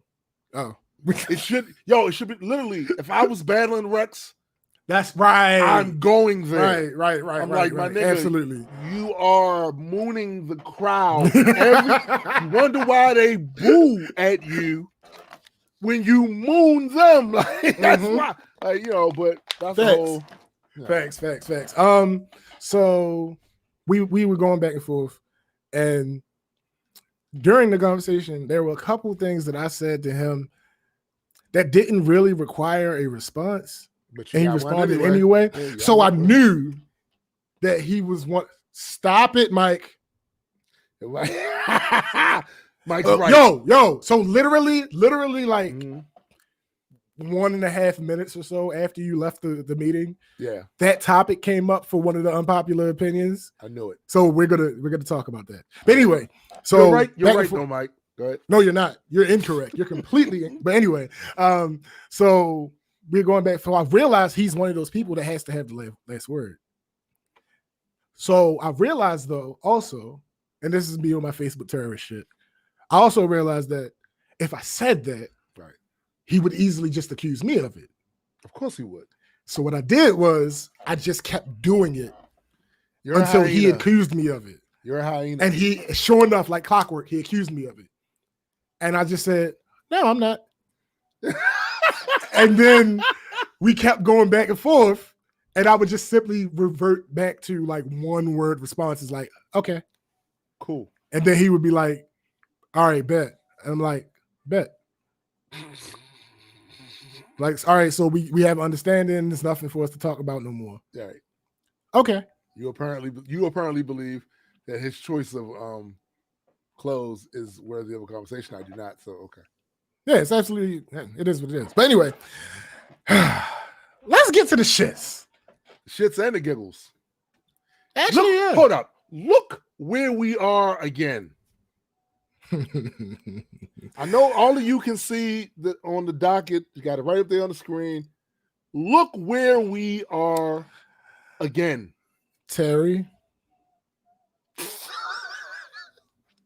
Did you just Robert him? Terry. Robert. Terry. And to a slightly lesser extent, Roland. I'm fed up with both of you. And we're gonna get into why. So this is the first time we're doing this. It's a little change to the show, trying to add some new things and whatnot. We actually have the audio because they did an interview. Who did that interview? Roland Martin interviewed Terry Crews. Well, I have a question about that. Okay. Do you know in his promotion of said video if he promoted it as an interview?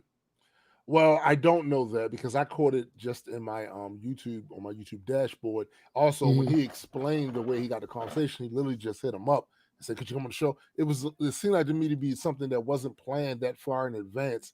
It was just he saw a situation like a good content creator. You see a situation and he has access. So you see a situation unfolding that's getting a lot of conversational clicks. It's directly relevant to what you talk about every day. Bring the dude in. That's what it seems like. Okay. Cool.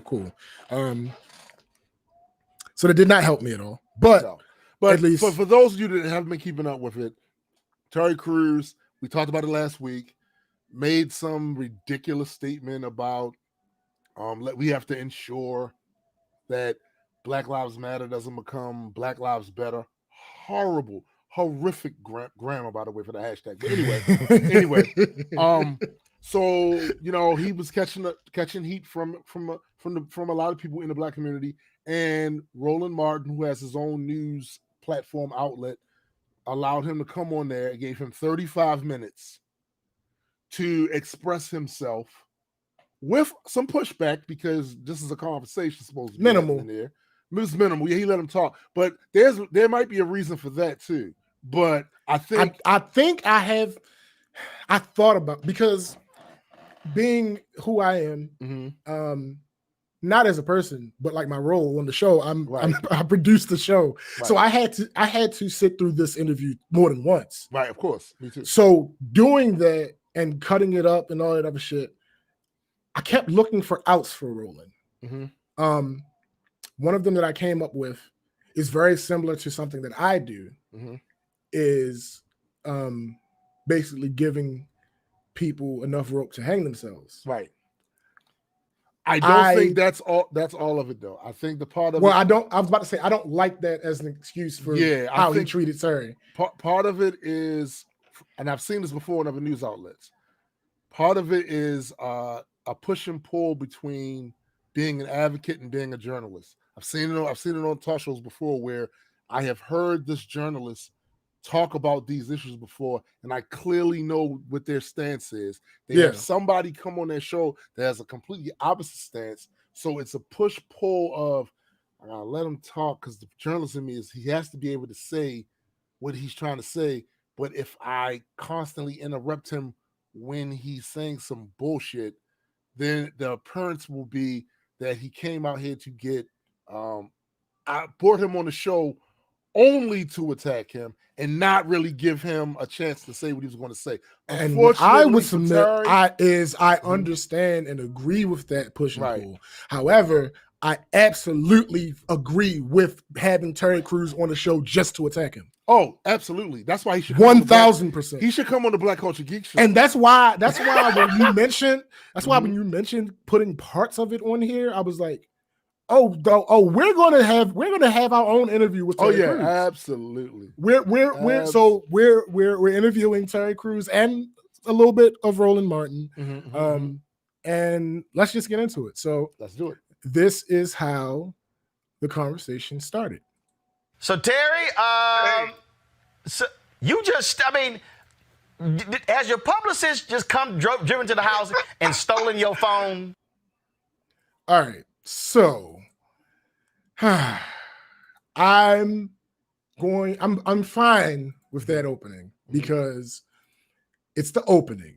You don't. If you started off killing him, it would not have been a long video at all. And not only that, but what you have to do a lot of times, especially when it comes to shit like this, is you have to disarm the guests to make them feel comfortable talking about that shit. Yes. Also, the perception of what's happening there to everybody else that's watching it, you have to be careful what you do on your platform and how you go at people.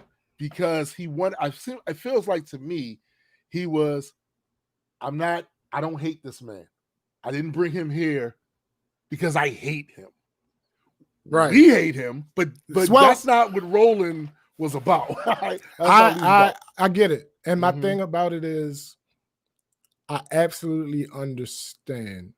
But my thing is there are points that are more important than preserving your brand.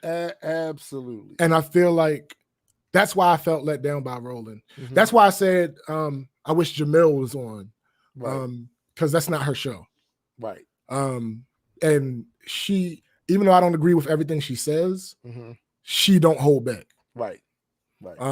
So you want to interview very similar to a Facebook thread. Yes, absolutely. Yes. This is why we don't do interviews on this show. Absolutely. We're trust me. Right? No, the only interviews, I thought about that recently too. Like the only interviews that I would even try to book for the show are specifically on topics that we agree with. Right. Because here's the thing. Usually, like when we had Chloe on, right?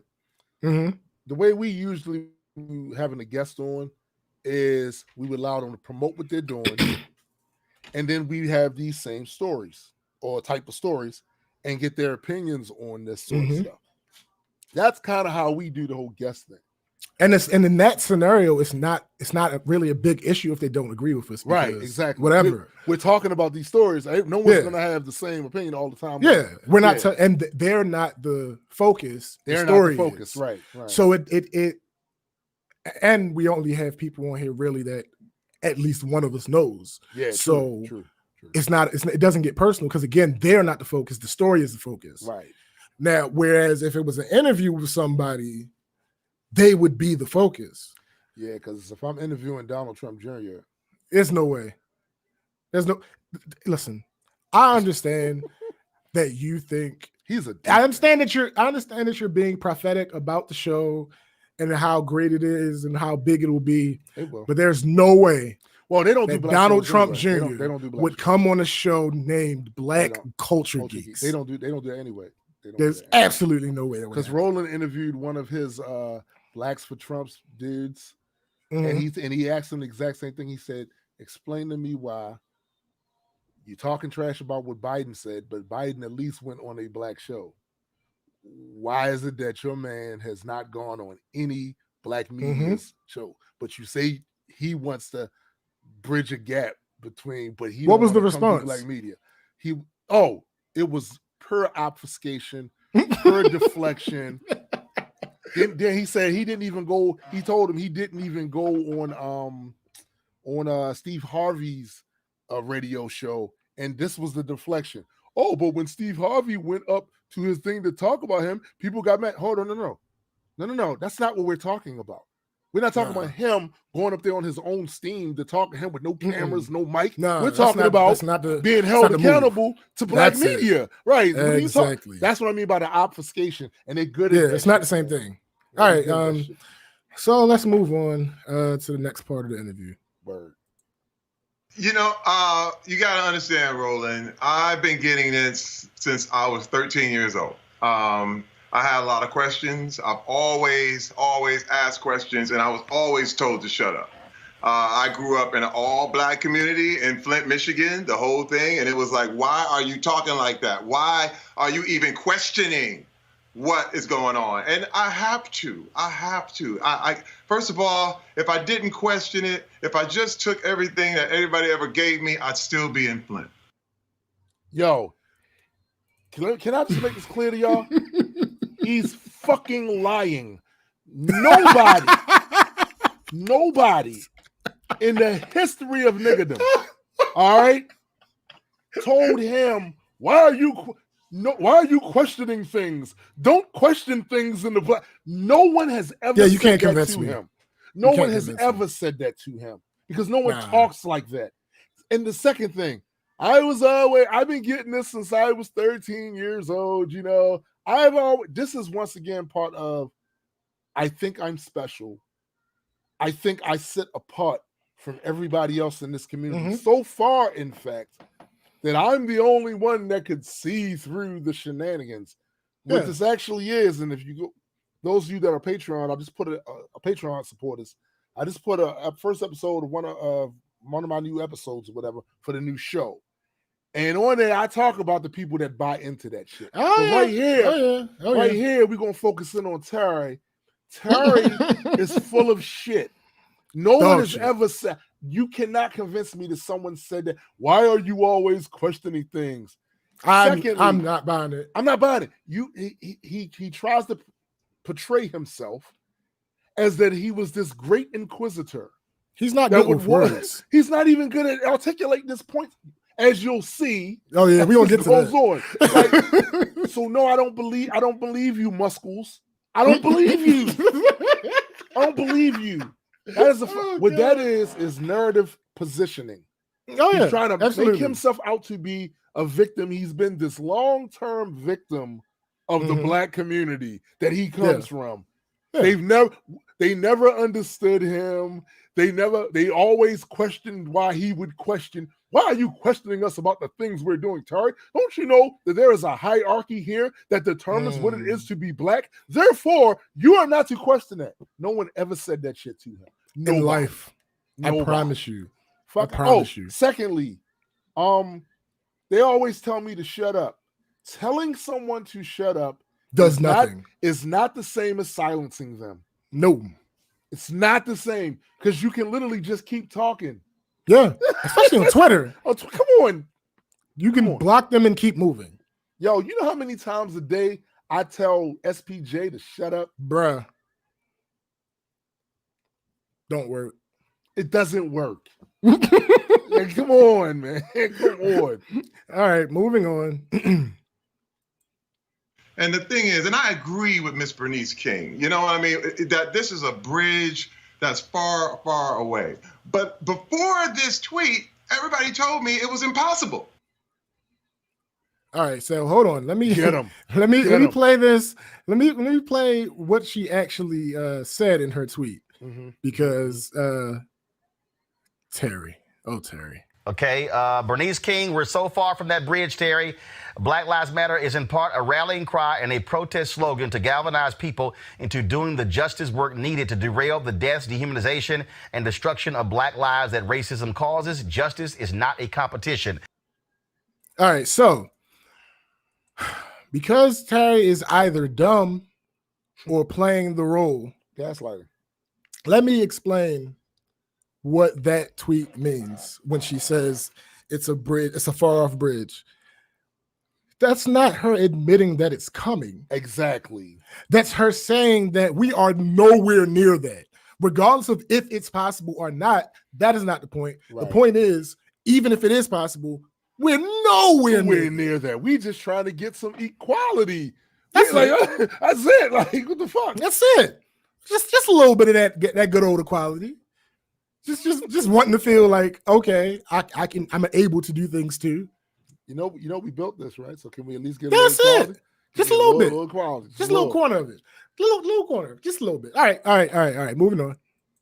What's so wild is that they feel like, and this is what I'm talking about. Look, black supremacy and this moral superiority is something that people feel like can't happen in the black community. And I'm just here to say that, you know, I was watching the BET, or I didn't watch it. Actually, I heard about it because people were telling me about how, you know, I wasn't invited and the whole thing. And I just thought, man, because I have another view. So, get them. Several things here. The thing that you just did, and I'm pretty sure you didn't,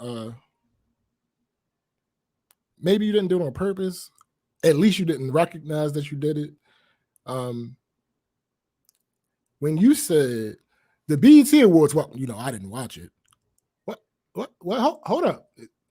That sounds like self-importance and yes, it does. Superiority. The thing that you're accusing other people of. You know why, Terry? Because that's just a human trait. It's not. That's something that humans do sometimes. That has nothing to do. This motherfucker here, man. But on top of that, why would you be invited to the BET Awards? What do you do exactly that would mean that you'd be relevant to the BET Awards? I'm confused. Yeah, I don't understand. I'm legitimately asking this. I'm confused. I don't. What does he do other than, you know? I'm pretty sure Brooklyn Nine-Nine and America's Got Talent aren't like BET Awards adjacent. Yeah, I don't think that. And I think that's all he's doing right now. Yeah, he's not. Oh, maybe sorry to bother you. Maybe sorry to bother you. I guess. But he wasn't really in that like that. Like, I understand why they had him on the promotional run because he was the biggest star of everybody that was in the well, not Eddie, because Donald Glover. I mean, but Danny Glover. But I don't think Danny went on the promotional tour. Pretty sure he didn't go. So outside of him, Terry was probably the biggest household name. Right. So I get why he would be on a promotional tour. But as far as any recognition for that movie, you were in it for like 6 minutes total. Terry just need to go and buy himself some Depends because he stays shit in the bed. Like, that's funny. That's really funny. I dislike you, but that was funny. That was actually hilarious. All right, moving on. I think I moved to the next one. What's so wild is that they feel like, and no, this it's is what the I'm same one.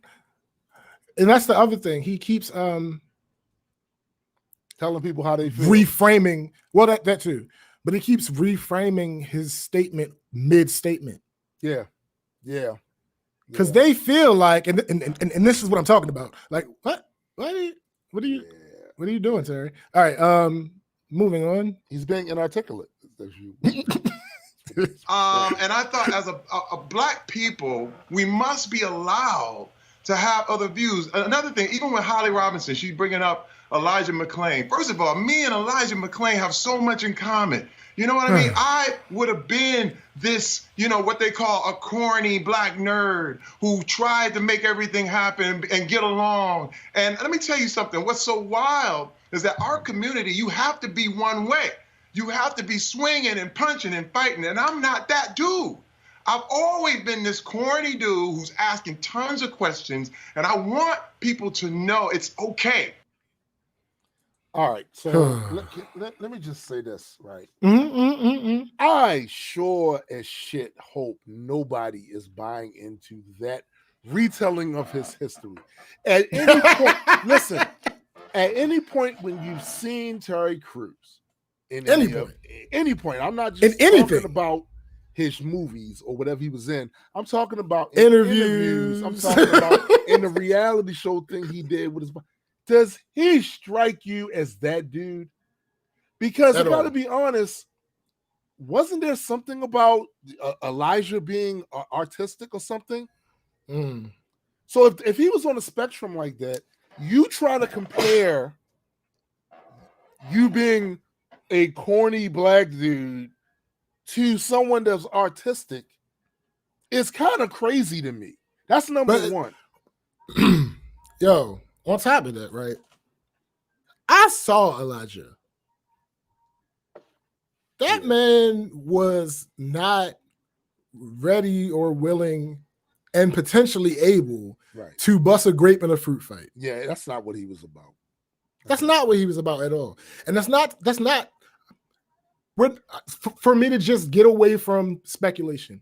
Let's say Terry was peaceful his entire life, right? Mm-hmm. I still see that 6'4", 346 pounds of chiseled muscle that you got on your frame. Chiseled muscles that you got on your frame, my guy. Like, you think, matter of fact, you say pretty much the same thing that I'm about to say later on in your interview. You would have been treated 100% differently than Elijah McCain. He absolutely says that later on in the interview. You would have been treated because you're a big black man. Right. You would have been treated 100% differently. Right. They would not have. It would have been different. It would have been different. And if you were him, you would have reacted differently. I'm taking exception also, and continually, to his attempt to frame his past like he was Urkel or something. Yeah. I was the brilliant, corny black dude that was always asking questions. Come on, dog, don't do that. Because receipts is out there, man. And if you think that we can't find your grade point average. You were a college football star. Come on. I don't know if there was too many people making fun of you. So we don't know. So wait a minute. That's the other thing. That is the other thing. You were a jock, yo. Yeah. Now you were also an artist. You were also an artist. Mm-hmm. Yes, you were. And people that are artists tend to potentially fall into that category. Well, what was his 100%? What was his art? Drawing. Right. Yeah. Right. But you also, like I said, football star. You were a jock, my dude. We know about those high school dynamics, interpersonal dynamics. Like who is placed in what category, depending on what you do or what your role is in a high school. Like, sure, they're exaggerated on TV and movies. Yeah. But they ain't that far off. It's like you said earlier, stereotypes come from somewhere. They come from somewhere. Yeah. Like, come on, Terry. Terry. All right, moving on. First of all, I love my people. I love Black Lives Matter. But I also feel at this moment in time, you mentioned this is like a third Reconstruction, and that this Reconstruction has to include every voice in America, the Native American, the Asian, the Hispanic, the white, everybody has to be included. And what happens though is if you exclude these people and say, hey, you know what, this is our movement, this is our time, you know what happens? Resentment builds. And resentment really, really breeds a self-righteous, it's kind of like a self-righteousness that's really, really dangerous, man. First of all, I don't know, maybe Terry in that big house he has. First of all, I was never scared of it. Maybe he's too busy in the gym working out and don't have time for it. But when you look at those protests that are happening out there, you see people from all different walks of life. Mm-hmm. So who is telling these people that they can't get involved? Because when I look on TV and see these protests, it looks like a whole bunch of people are involved. No one's saying that. So once again, he's talking about shit that's literally not happening. And well, no. Let me give a quick addendum to what you just said. Mm-hmm. He's not talking about shit that's not happening. He's talking about shit that's happening on Twitter. Oh, okay. So he's not talking about real life. Yeah. Because he has no concept of real life because he's separated. Right. He doesn't, he's unwilling to admit that. Right. And that's one of the contentions that I have with Roland. He alluded to it briefly, but he didn't spend enough time expressing to Terry, like, you are the other. Right. You are separated. You are not here with what's actually going on. You're living in Twitter land. Yeah. Yeah. Like, that's not what's, and again, all it would take, listen, when you go to Twitter, so you go to Twitter, right? There's a bunch of videos being posted of all of these protests and clips and bites all up and down Twitter. So let's say you don't watch TV. Let's say you spend most of your time in Twitter land. If you're talking about these certain issues, these hashtags are right there on the side of the screen. If you're really interested in that, you click on it and you see all the content that's being produced and news that's coming out about what's happening. On those videos, you see people from all different ethnic groups, in a lot of cases, economic backgrounds out there in the street beefing about the shit that's happening. So regardless of the comments he might be getting when he shits the bed on Twitter, the backlash he's getting, if you really cared about any of this stuff or knew about any stuff that's happening, you could clearly see that there is a cross-section of America that's out there. I've seen fucking videos of places where no black people live. Yeah. And there's a bunch of white people out there with Black Lives Matter signs. Absolutely. So what is he talking about? His Twitter. He strikes me, and this actually isn't even a knock towards him. He strikes me as, because he's a celebrity, he doesn't peruse Twitter. He just looks at his reactions. That could be true. His responses. But then you can't hit me with, I've always questioned Mike Gleason things. Comes through with the haymaker. The motherfucking Amish were out there. Right. Come on, man. Can we not, Terry? This, to me, my overview of everything you guys are about to hear is a man that was drowning, knowing he had very little leg to stand on. So he was trying to paint himself as a victim. And instead of defending his position, he threw all of these red herrings and straw men out there to try to cover the fact that he shit the bed. That's it. Yeah. All right. Continue. First of all, I was never scared of the KKK growing up. Never. You know what I was scared of? I was scared of that gang member. I was scared of that drug dealer. And I had to walk through to get to my school every day, that I had to fight to get in and try to make it work. And let me tell you something, that's millions and millions of black kids right now. I thought you weren't a fighter.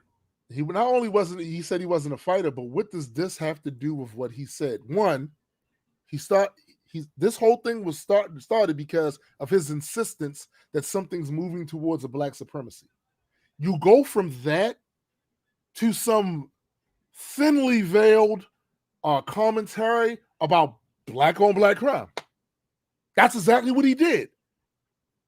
If you was really that informed and a guy that was asking these type of questions all the time, you would know that that's not the conversation, because that's not the thing you think it is.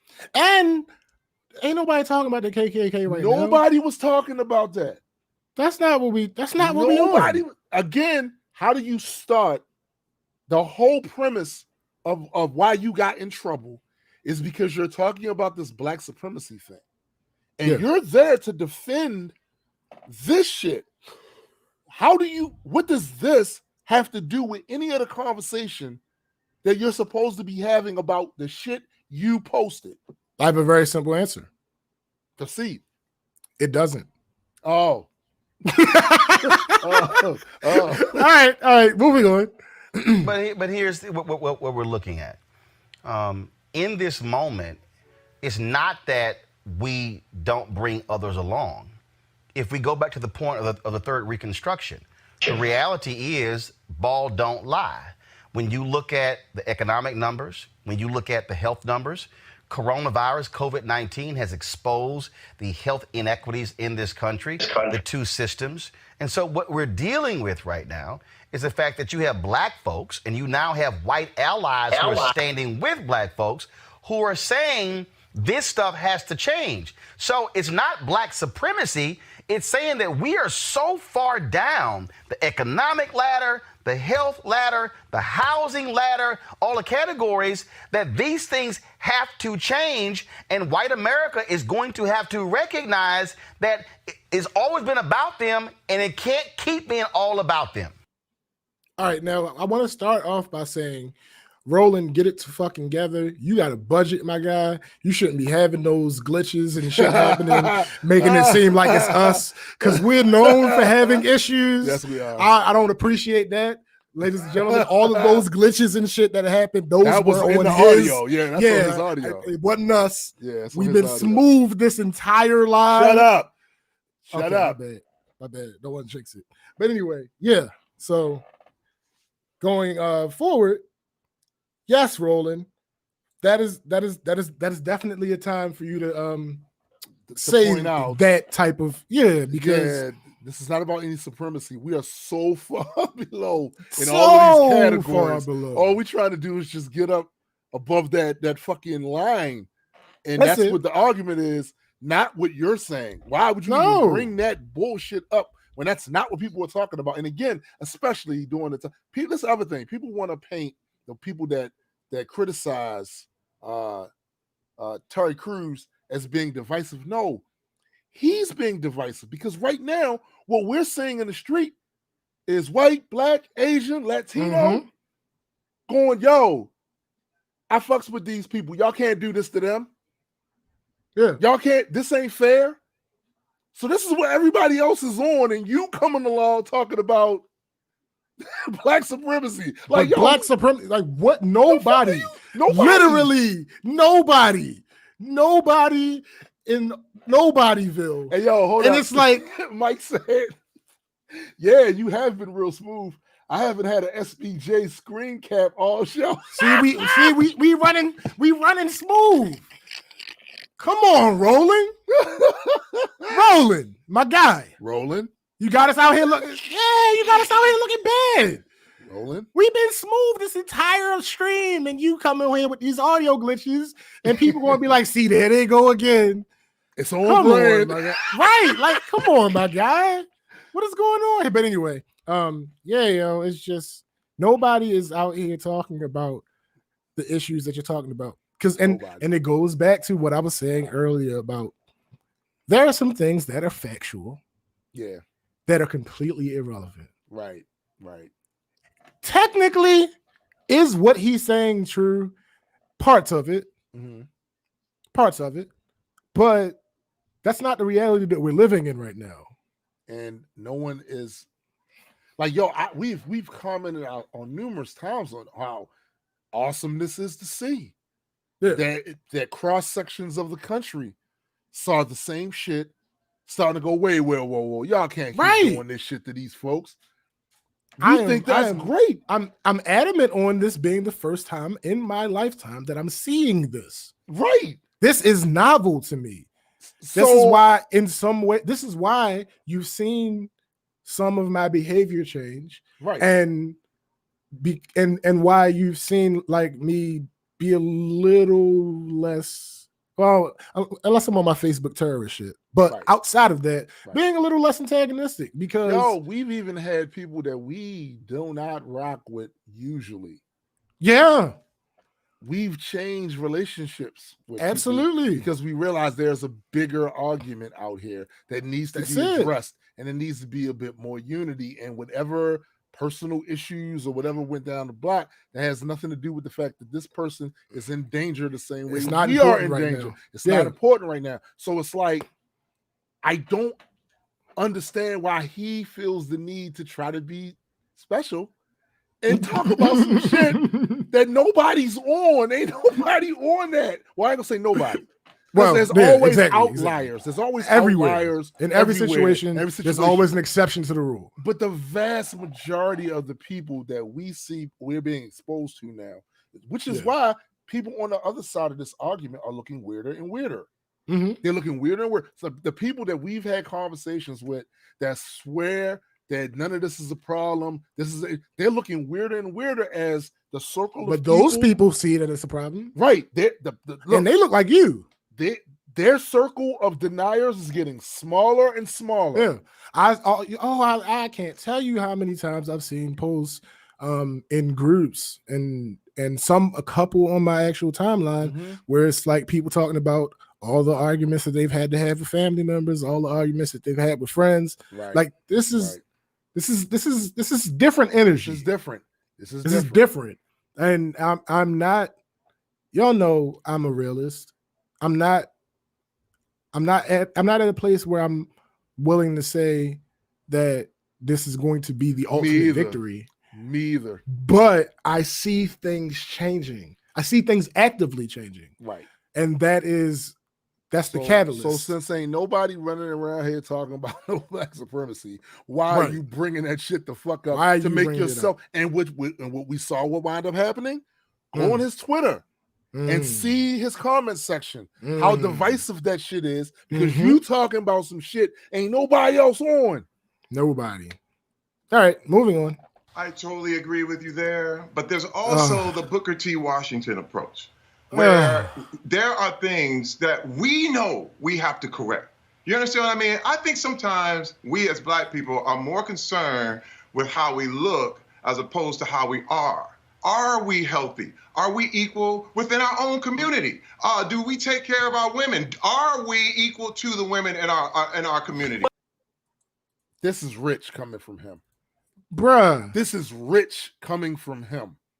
After that shit with Gabrielle Union. This is rich coming from him. Terry. After he threw her under the bus so goddamn quick. Are we taking care of our women? Really? Are we saying that? Are you taking care of our women, Terry? Because it doesn't look like. Let me tell you something. A lot of the stuff Terry was talking about right there, no one on this show is invalidating these to be issues. We've literally gone at people's necks about some of the shit he's mentioning here. Yeah. What does this have to do? There's nothing to do with what we're talking about. What the fuck the overall conversation being had is. Yo, but actually, I'm going to amend that again. We're wrong. It does have a lot to do with it because the majority of that behavior is rooted in the fact that what we're fighting is even a thing. If this systemic racism hasn't affected our communities the way that it has, a lot of this stuff that he's mentioning would not be as prevalent as it is. Right. It's not to say it wouldn't exist. Of course it would exist. We're humans. Humans get into shit.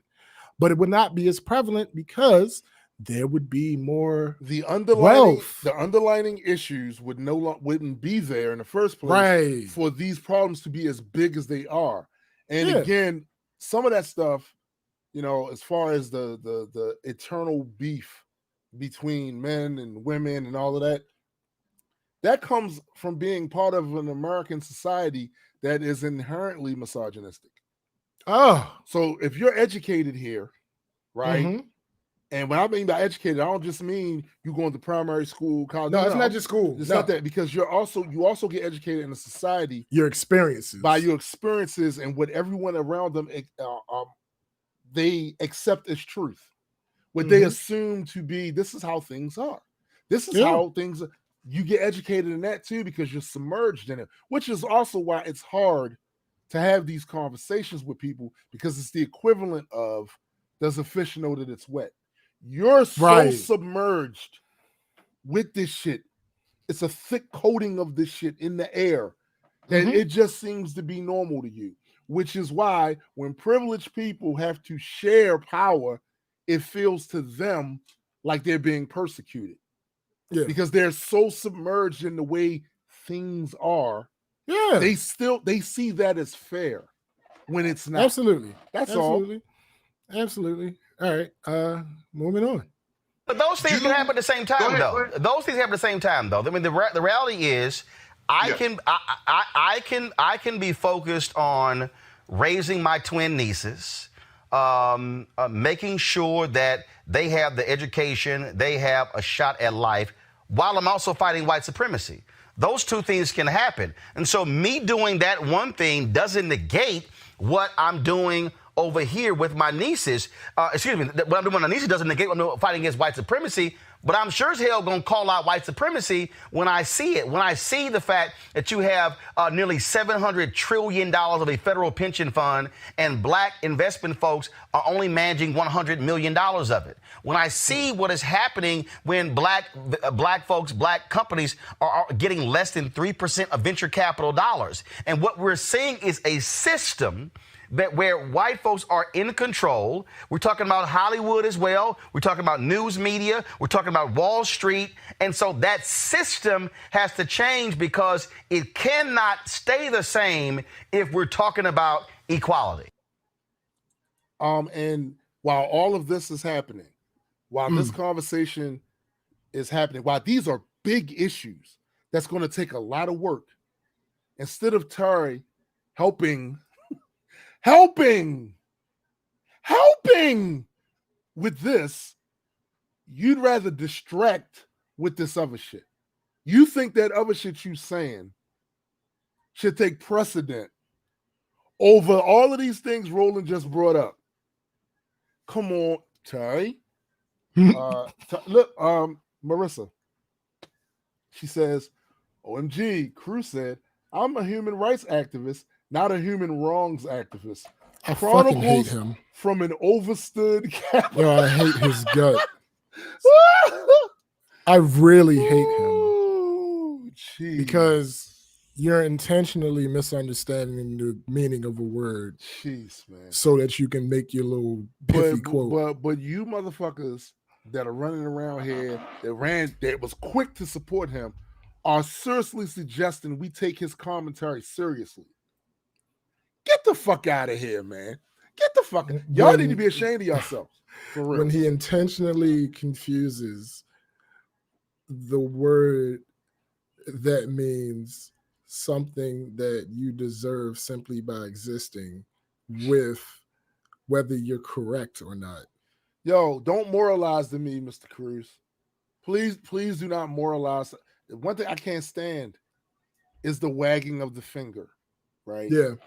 One thing I can't, don't sit up here. First of all, these same people that want to talk about how black people are on a monolith then come right out of their mouth saying things that suggest black people are on a monolith. Get the fuck out of here, man. Don't wag your fucking finger at me, man. Oh, man. All right, moving on. This guy. No, I totally agree with you. First of all, No, Niels you Bohr don't. said, No, you and this was the astrophysicist. He said, sometimes the opposite of a profound truth is not a lie. Quite often it's another profound truth. Two things can be true at the same time. I do not disagree with you right there.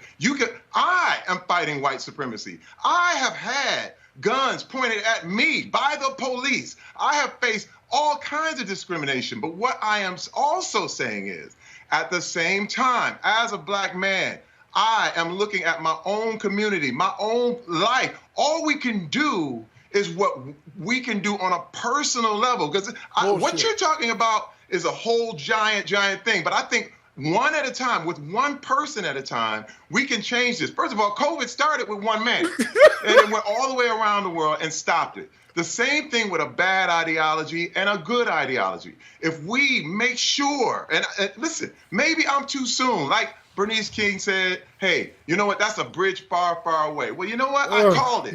I see what could happen. And one man has to say it, and if that's going to be me, then that's okay. But we talk about, I do not mind not being liked. I really don't. It's one of those things where, hey man, I've been hearing this since I was 13. I've been that corny cat who've been out on the side, and everybody's like, oh, you ain't black anymore. You're Uncle Tom. I don't know any black person who's ever been successful that has not been called a sellout. Really? Really? Interesting. Oh, Terry. Terry. Terry, buddy. What are you talking about, my guy? Like, this is so I think I played 2 or 3 of Roland's questions. Mm-hmm. And if you notice, every time the direct response is not actually answering the question. Right. He says, I totally agree with you, and then goes on a completely different tangent. Which, if you think about it, from what we've seen of him, it's on brand. Because society is talking about this. You over here with that. Mm-hmm. That has nothing to do with what we're talking about. This fool said out of his mouth, those things you're talking about, Roland, they're really big things. But I think if individuals go in and, dude, let me explain something to you how the world works, big man. The world doesn't work that way. One individual can, yes, inspire people, but it's going to take many hands to do the work. Thanks. And it's also, the other thing people don't realize is a lot of this is not just about people going in, having just these conversations, and maybe a few heads that are in a position of power access go in, hit a few switches, change some. It's deeper than that, because some of these conversations need to stay on point. Because what we're doing now is narrative crafting, and we're at the same time we're crafting narratives, we're dismantling old ones that are completely false or irrelevant to what's happening now. Mm-hmm. That takes more than one person to do. Absolutely. That takes all of it. So when you come in here and throw this red herring into the conversation, you see what winds up happening, right? Valuable time where Roland could be talking about some other shit is now focused on your dumbass, and you're not even answering any goddamn questions directly. None. Like, come on, man. Like, what are we doing here, Terry? I don't know. What is going on? Roland, I blame you. Yeah. Because you could have not, well, I ain't gonna say not once, a couple times, but not close to enough times have you said, Terry, that's not the question that I asked you. Hey, yo, and see, again, this is part of journalism, right? I've very rarely seen, with the exception of Tim Russett Sr. back in the day, and currently there's been a couple of women journalists that have been out there on the front line of the White House giving that motherfucker hell. I have rarely seen journalists do the things they should do in these type of conversations, which is you ask a question, they don't answer it, and then you go, oh, let me reel you back. Right, because that's not antagonistic. That's not antagonistic. That is doing your job. Exactly. Your job is to get the story. Exactly. If the story is, if the questions that you're asking are based on the story that you're trying to get, then them not answering your questions is not you getting the story. And if the person refuses, because I've seen Tim Russett do this, if the person is out and out refusing to answer the direct question that you are asking, you call him out on it and move on. Okay, so you don't want to answer that question. Right. Very simple. Okay, next question. Right. That's that simple. Because,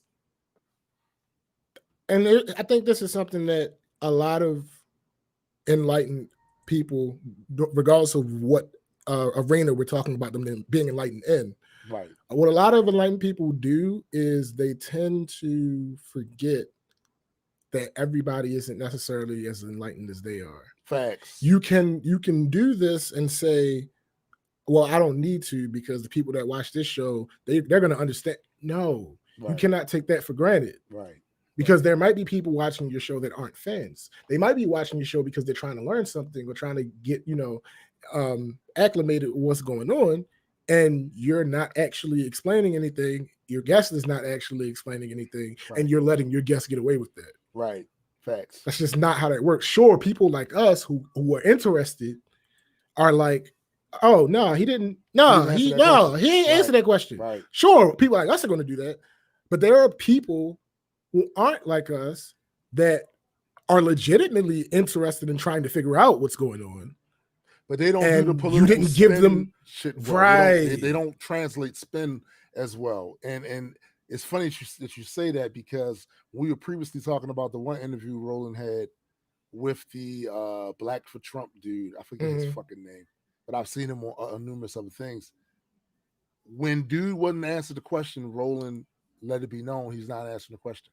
That tactic that Cruz is using, I am not certain, because of just how inarticulate he is.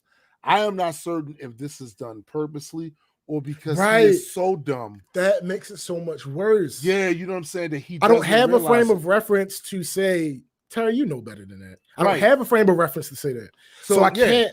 That's why I have to lay this on Roland. Yeah. Because I know Roland knows. Right. There's no way around that. And I don't know that's if Terry the thing, realizes it. Like, it's one of the things that when I watch political pundits and representatives of certain campaigns get on these news shows and do that sort of shit, it is the most annoying thing, because I don't know why they think that helps them. Because people that are smart enough to watch this and be interested in this, we see what you're doing, and it looks all in bad faith. So when you try to go out there next and talk about how much you care about the citizens and this, that, and other, it rings hollow. Yeah. When you can't even give us some honesty right here, because you're so busy worried about spin and how this is going to come out sounding and looking. If you gave a flying fuck about whether the citizens knew what your position actually was, and you actually felt like you were trying to do something to help the people, you would answer these questions honestly and forthrightly, and we'd see it. And even if we disagreed with your answer, we would respect the fact that he's coming from an honest place.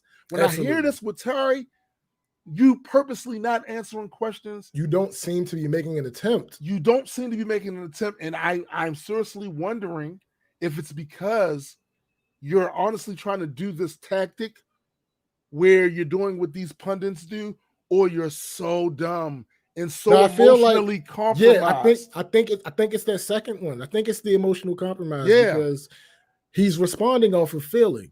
Right. Notice that he says in one of the clips that I played already, Black people are always so worried about how they look, but you keep defending yourself. I'm glad you used the word defend, because this is what the issue is. He came on that show to defend himself, not explain his point. Exactly. Yeah. 1000%. Yeah. You keep trying to defend your character. Exactly. By talking about how you were victimized as a child. Defend your point, yo. Yeah, not your character. Not your character. Because we don't care about that. Point. Right. That's not important. Like you, I'm gonna take something else he said.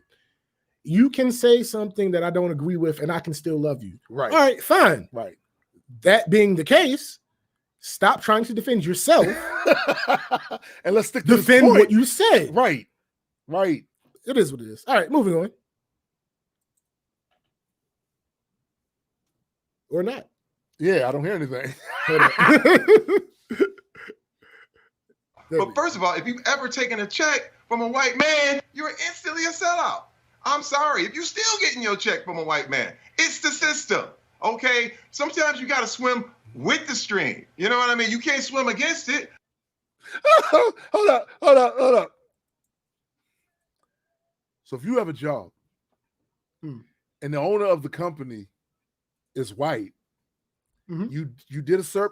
When you, for those of you, let me go through this just for real quick. A job application is like a contract. Yep. It's like No, wait, no, don't do that. Continue asking the question that you were about to ask. Which, oh no, I'm trying to build up to it. I got you. No, I need, because I have an answer. Oh, okay. Ask the question. Ask the question. If you have a job and the person that owns the company is white, you did a full day's pay. I mean, a full day's work, full week's work, payday come along, and because you accepted a check for it, you're a sellout. Wait. You gotta listen to the answer. Okay. Yeah.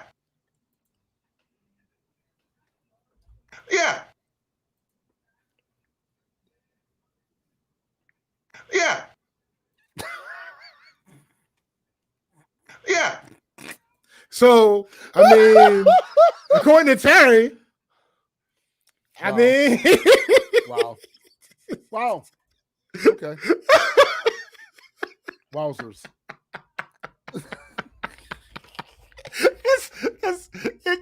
All right. So I cut it the way that I cut it on purpose, to be a little more fair to him. Mm. He's bad at articulating things. I think what he's saying is instead, because he's doing this tactic where I think his intention, at least, is to take your claim and invalidate it. But what he ended up doing was actually making himself sound worse. Yeah, he did. He did. Because to say, oh, I'm doing this for the white man, well, y'all work for white people. That's really what he was trying to it's say. a false equivalency. Right. Yeah, but instead, he went a step too far and said, if you work for any white man, you're a sellout. Like, what? Wait, no. Who says that? We're supposed to be.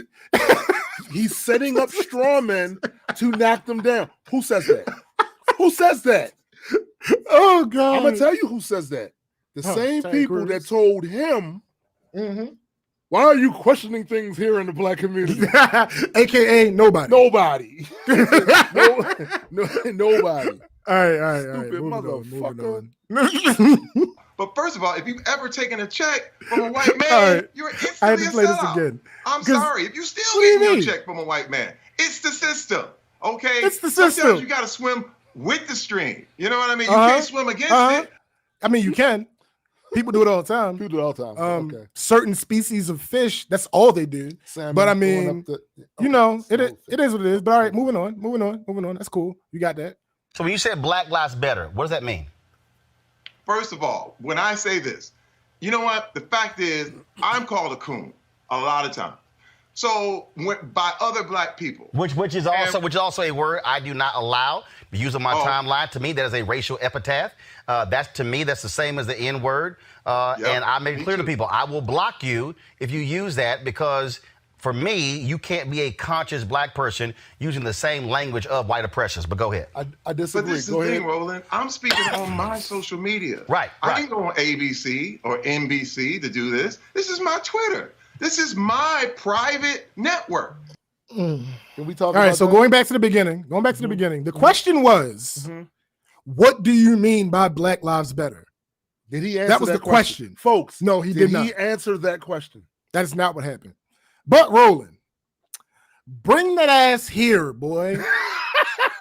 I understand why you might feel personally a way about certain language, right? But the fact claim that you made, that you can't be for progress when you use the quote unquote language of the oppressor, is categorically false, because we know we have examples of people that have done exactly that.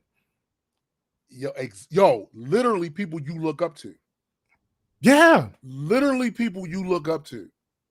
I just, because if you think Malcolm X right, didn't say shit like didn't that, tell somebody they was a coon, and because or Uncle Roland, Tom, I know how informed you are. I have literally watched you tear people apart with facts.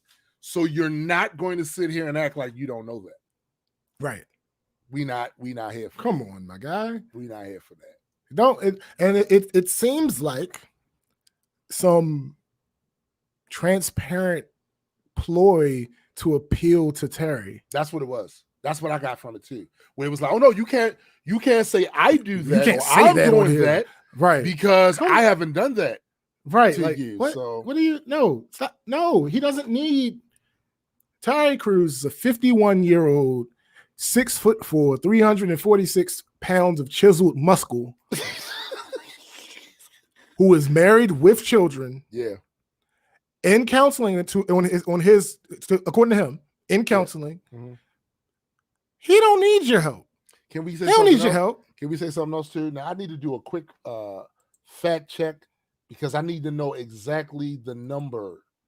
And I want to make a point about the shit he said about he's on his platform saying these things. All right. Mm-hmm, So when I go to his Twitter, right?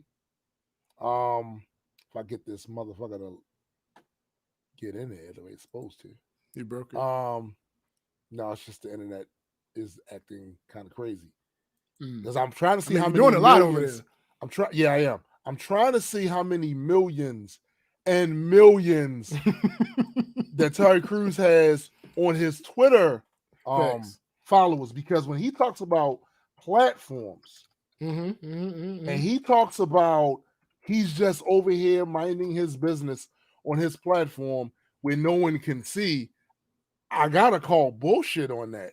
You have a lot of people following you, Terry.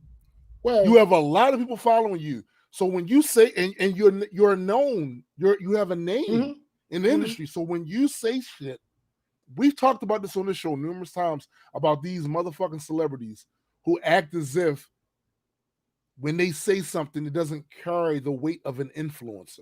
You know what? Absolutely does. But here's my thing about all that. Yeah, Mike says he's in the Rock's voice. Let and millions.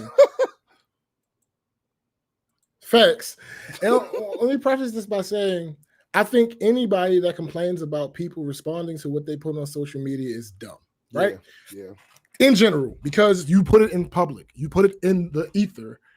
If you didn't put it there, people couldn't comment on it. It's very simple. If they had no idea that you felt this way, they couldn't challenge you for feeling this way. It's just that simple.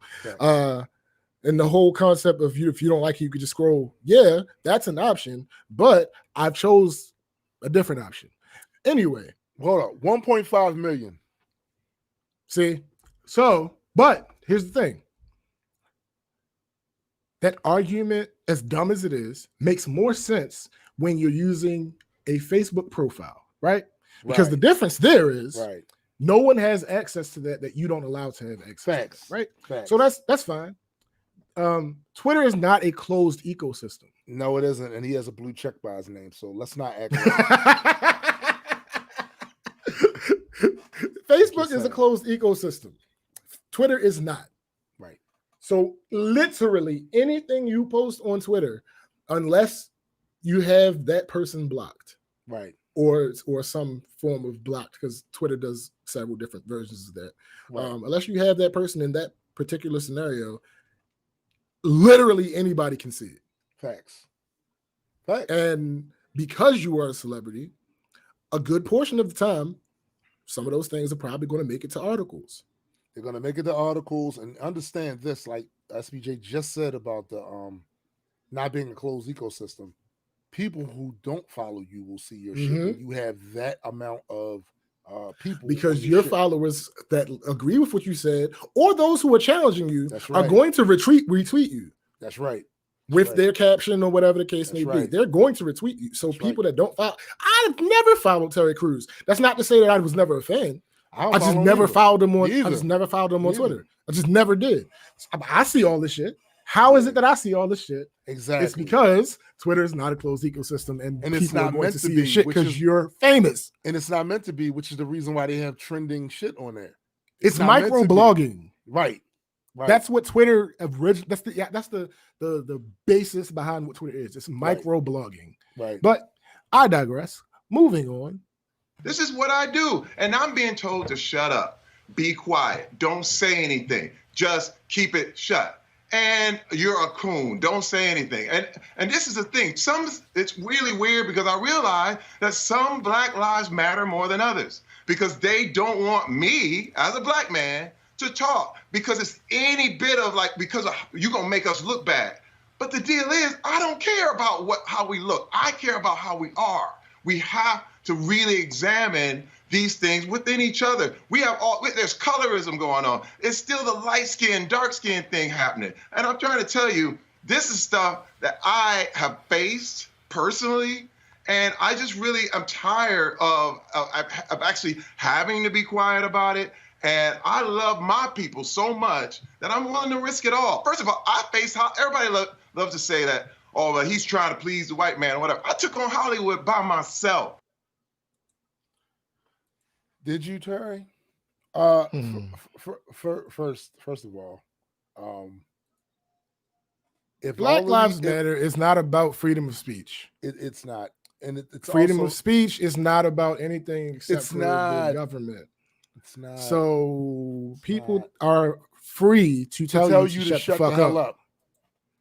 And you're free to ignore them and continue Exactly. spouting whatever you want to spout. Exactly. But my thing is, Terry, if you really gave a fuck about all the shit you just said you did, why did it take till now? You didn't. You've had this platform now for how many years? So Right. you haven't talked about none of these things you claim you're so passionate about, colorism and all this other shit. Where can we find you having that discussion? That's a great question. In the community, by the way, not where you can go and get because we had this conversation on the show before too.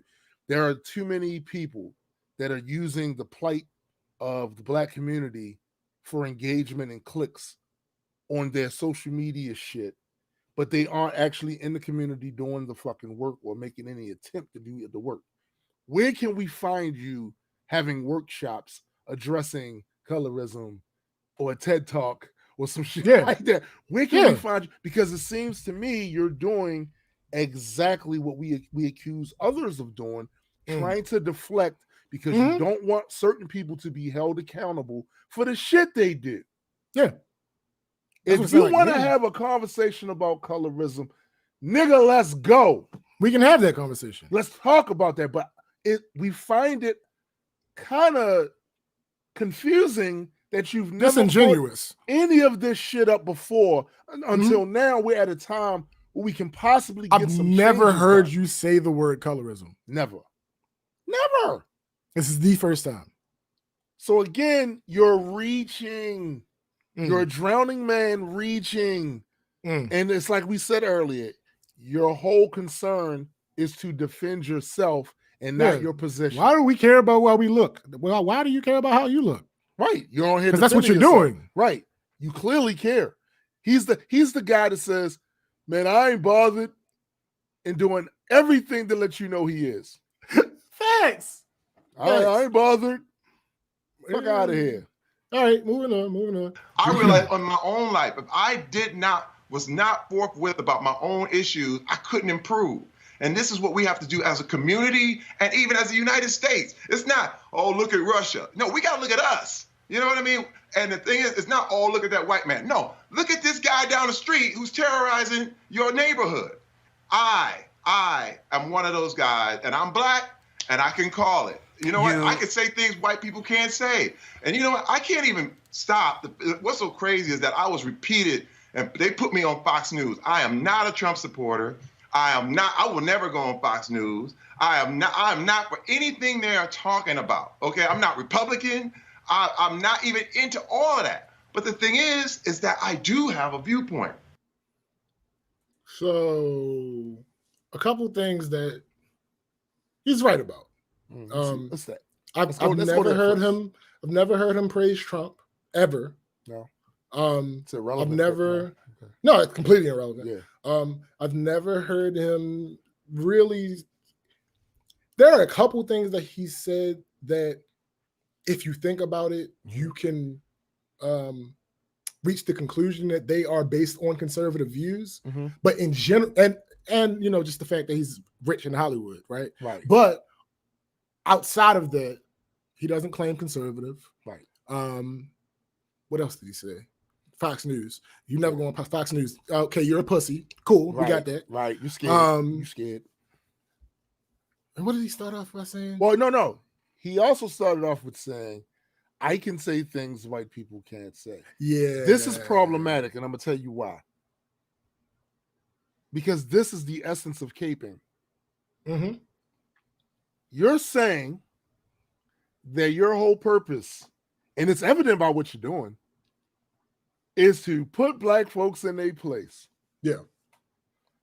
Let me do it. I can tell y'all problems that y'all have that y'all won't accept from the white man. Right. It's time for me to put y'all in your place. And I mentioned this on the first episode of my show. I was like, I'm not going to tell you why you feel like that's necessary or that's something you should be championing. This is something you're going to have to ask yourself about why you feel so enthusiastically compassionate to not only be the one to put black people in their place, but then quick to support other people that do that. Mm-hmm. I'm gonna let you come to that conclusion on your own. Yeah, that's a question you guys are answering internally. Yeah, you gotta ask that. And he don't even need to share it with us. Nope, I don't need to know why, because I already have thoughts on why. Mm-hmm. But I don't need that confirmation. I don't need that. But it ties into what I was saying earlier about right now. I'm off the whole interpersonal racism thing because the difference is I can't improve myself unless I look at That's another thing you said that is correct. You cannot improve yourself unless you look at what you are doing wrong. 1,000%. Yeah. That does not have anything to do with what we're talking about, though. Exactly. The issue that we're talking about is every piece of this country that makes it possible for police officers to kill citizens or just beat them up. Because that's and part get of away with it. Right. Absolutely. That's what we're talking about. Notice, I did not use the word black. Nope. Notice, I did not use the word racist. Nope. Because in the grand scheme of things, it doesn't matter if the police officer was black, white, yellow. It sure don't. It doesn't matter. Sure don't. Overall, and this is the argument that baffles me with some of these people, it overall doesn't matter if the victim is black, white, yellow. Nope. Overall, it shouldn't matter. I am glad you said that because this is the part that bothers me the most about people like Terry that try to distract from this conversation. Yeah. And other people who feel like they don't understand why they should be as outraged.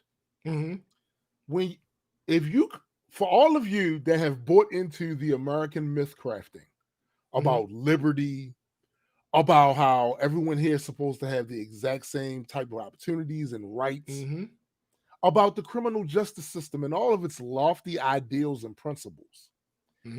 As an American who bought into all that myth crafting, you should be outraged that somebody that was not given due process was either beat the fuck up or murdered before they could get due process. You should be outraged that somebody in a position of authority supposed to play judge, jury, and executioner. You should be outraged that somebody in a position of authority that was given power, was empowered by the state, thinks they can get away with that shit and nothing happened to them. Thinks that they can go and falsify police reports.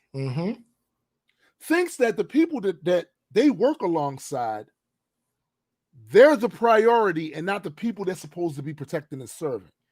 As someone that claims to be about all of that shit, that claims to be all about all the principles and everything this country claims it stands for, you should be outraged.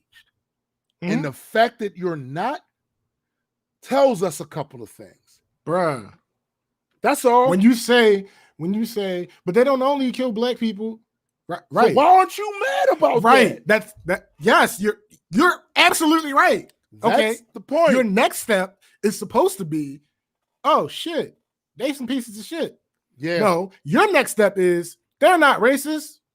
Oh, okay. So when some shit happens, like they tell you as a business owner, you cannot tell this person simply based on their gender, racial, ethnic group, or sexual orientation that you cannot tell them they can't come in your store and you serve them based off that. You're willing to pick up arms against the government and talk about that's tyranny. Yeah. That's the state being tyrannical, or the state telling you, yo, you need to put these masks on because people out here getting sick from your cooties. Yep. Right? That's tyrannical. But them, the police force, riding through impoverished neighborhoods like an occupying army, disrespecting people at will, violating their civil rights. You're not outraged about that. So what's the difference if we're not just talking about the way that civilian looked? Yeah, by the way, when I get into conversations with people about that, I'm not focused when I use if I happen to use the word racist, I'm not referring to the police. Right. I'm referring to you. Right. You are the motherfucker Right. that I'm calling Right. racist in this moment. Right. Like what? Like Right. what are we doing here? What Like, is it about you and your racist perception that allows you Right. to not be outraged at another citizen? Well, they shouldn't be criminals. you What? don't That doesn't change anything. Which that's the other thing that I find the stupidest. So in this country, the criminal are protected by due process. Yep. At least they're supposed to be. Because if you don't protect them, you can't protect anybody. Right. So we don't know that this guy is guilty. Mm-mm. We know he's being accused of something. Mm-hmm. And even if he got caught in the act, it's not the police's job to say he's guilty. Nope. That's why when they have police go up there on the stand, police also go on the stand as witnesses. Mm-hmm. Because they still have to prove this guy did what they said he did. Right. And there has to be evidence other than the police's word. Mm-hmm. Right? These are all things that are canonized in the judicial system that all of y'all claim y'all down with. I'm an American. Today, Treason Day. Today, you're going to have a shit ton of motherfuckers out there not social distancing. Insurrection. You're going to have them out there talking about, reminiscing about Thomas Jefferson, George Washington, 1776, when we know the truth is they only worried about them burgers. But okay. I mean, the burgers, listen. Them burgers. Listen, them burgers. I'm not even mad at you. My guy. You're saying about them burgers. Whole time, I was kind of like, I ain't about to celebrate, but them burgers though. Them burgers though. You said them burgers though. But you all about all that shit until it comes time for certain demographics that you don't like. When it comes to, because you don't view them as citizens. That's the crux of it. You don't view them as citizens. And I understand why you don't, because it's only really been about 55 years since they have been. Yeah, pretty much. It's called a spade spade. You weren't taught that they were citizens because the people who taught you knew that they weren't. Yeah. Yeah. But I digress. Let's go on. I realized on my own life, if I was not forthwith about my own issues, I couldn't improve. And this is what we have to do as a community and even as the United States. It's not, oh, look at Russia. No, we got to look at us. You know what I mean? To bring that part and the thing is, it's not, oh, look at that white man. No, when you I realized on my own life, if I was not for. When you talk about, not to look at Russia, look at us. What? You know, wars happen. Wars are a thing. Like, no, they don't. That doesn't happen. You have to know what's going on with the opposing forces in order to have any semblance of success in any type of war. Right. Like that. Right. That Terry, you're being dumb. He's a douchebag. Stop being dumb. Like, no, you're an actor. At least act smart. And you're stupid. And please stop moralizing to us, man. Like you agree, because here's the problem with celebrities doing this shit. Here's the problem. You put yourself. Bill Cosby ran to this exact same problem. When you put yourself out there, to Bill Cosby. When you put yourself out there like you're some bastion final judge or bastion of morality, you better watch your ass from now on, sir. Because the moment some shit comes out, cheated on your wife, you didn't pay your taxes the way you were supposed to, you was very insensitive to some other group. The moment that shit comes out, and we know you, we saw you do this shit real time with Gabrielle Union. We saw you do that shit real time, right? Don't run around here trying to act like you a bastion of morality. Like you're the guy that's going to tell everybody else how they're supposed to act. Because then you're supposed to be an example of that. Mm-hmm. And when I see you get on these little skits and shows and you flexing your muscles and you're doing all this other crazy shit, and we see a role that you accept that looks kind of shaky from a moral standpoint, like why are you promoting that sort of thing in that role? Somebody uses that against you, because trust and believe, we went in hip hop, we went through that shit. where politicians going, they're rapping about this sort of thing, so they're immoral. Mhm. Well, you're in a role in a movie doing this role, right? Right. You We gotta be got if very we keeping careful that with same that. energy. But Right. moving on. And when Wait I a minute, can let me, express my read one of Marissa's comments. She says, that part about Russia pisses me off so much. The pandering is so basic and tells us both exactly who he is speaking to and who he is speaking for. Spoiler, it's white people. Yo, what did we say earlier? We was like, yo, he not talking to us. That Yeah, he not post talking to us. is not talking to It's not us. about us. It's not talking to us. It might be about us, Yeah. but it's not. He ain't talking to us. No, there's no way. And we There's see no you. way. We see you. Yo, We see you. what he's doing is the equivalent of you walk into a kitchen, somebody has a very sharp knife in their hand because they're about to prepare a meal. Right. And you say to them, bruh, it's not that bad. You don't have to kill yourself. That's the equivalent of what he's saying. Sure, is it possible that that's what's going to happen? Yeah, but do you have any reason? Any reason to make it even more on the nose? He walks in that kitchen with the guy holding a sharp knife, the black guy holding a sharp knife. Go, yo, don't stab any white people. Yo, Right. I'm cooking. What are you talking about? All right. Moving on. and when I can express my own viewpoint on my own social media and get told stop it, pull the plug on them. I mean, what are you so scared of? I'm not on a major network or whatever. I'm telling my own thing, and then I go to work and do what I do. 1.5 million people. Celebrity, your reach exceeds your grasp. Yeah. Because you have 1.5 million people following you, means that let's just use metrics from analytics. Okay. Generally, I think this is an average or something like that. Mm-hmm. Generally, you're gonna get engagement from 10% of your audience. Right. So that is 100,000 people. Let's round down for them. Mm-hmm. That's 100,000 people. If let's say half of those people retweet it, that now means that 50,000 people have exposed your words to their audience. Right.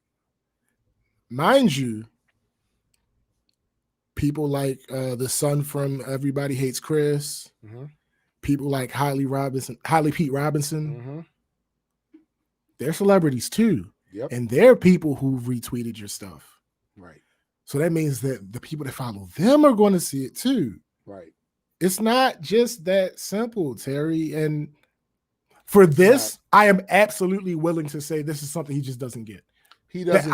I'm willing to say that one. Yes. Marissa puts in quotations a major network. Can we talk about what a major network is? So the reason they will call a network major is because it reaches a lot of people.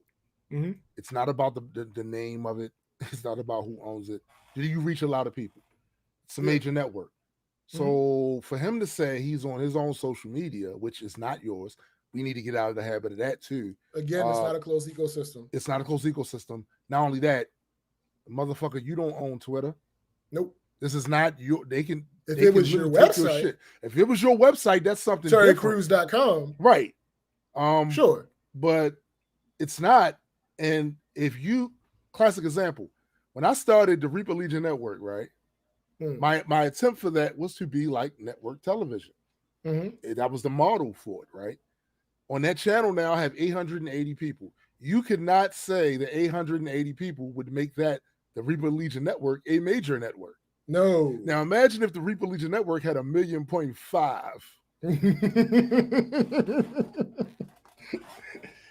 YouTube gives out awards for hitting 1 million. YouTube gives out awards for that sort of shit.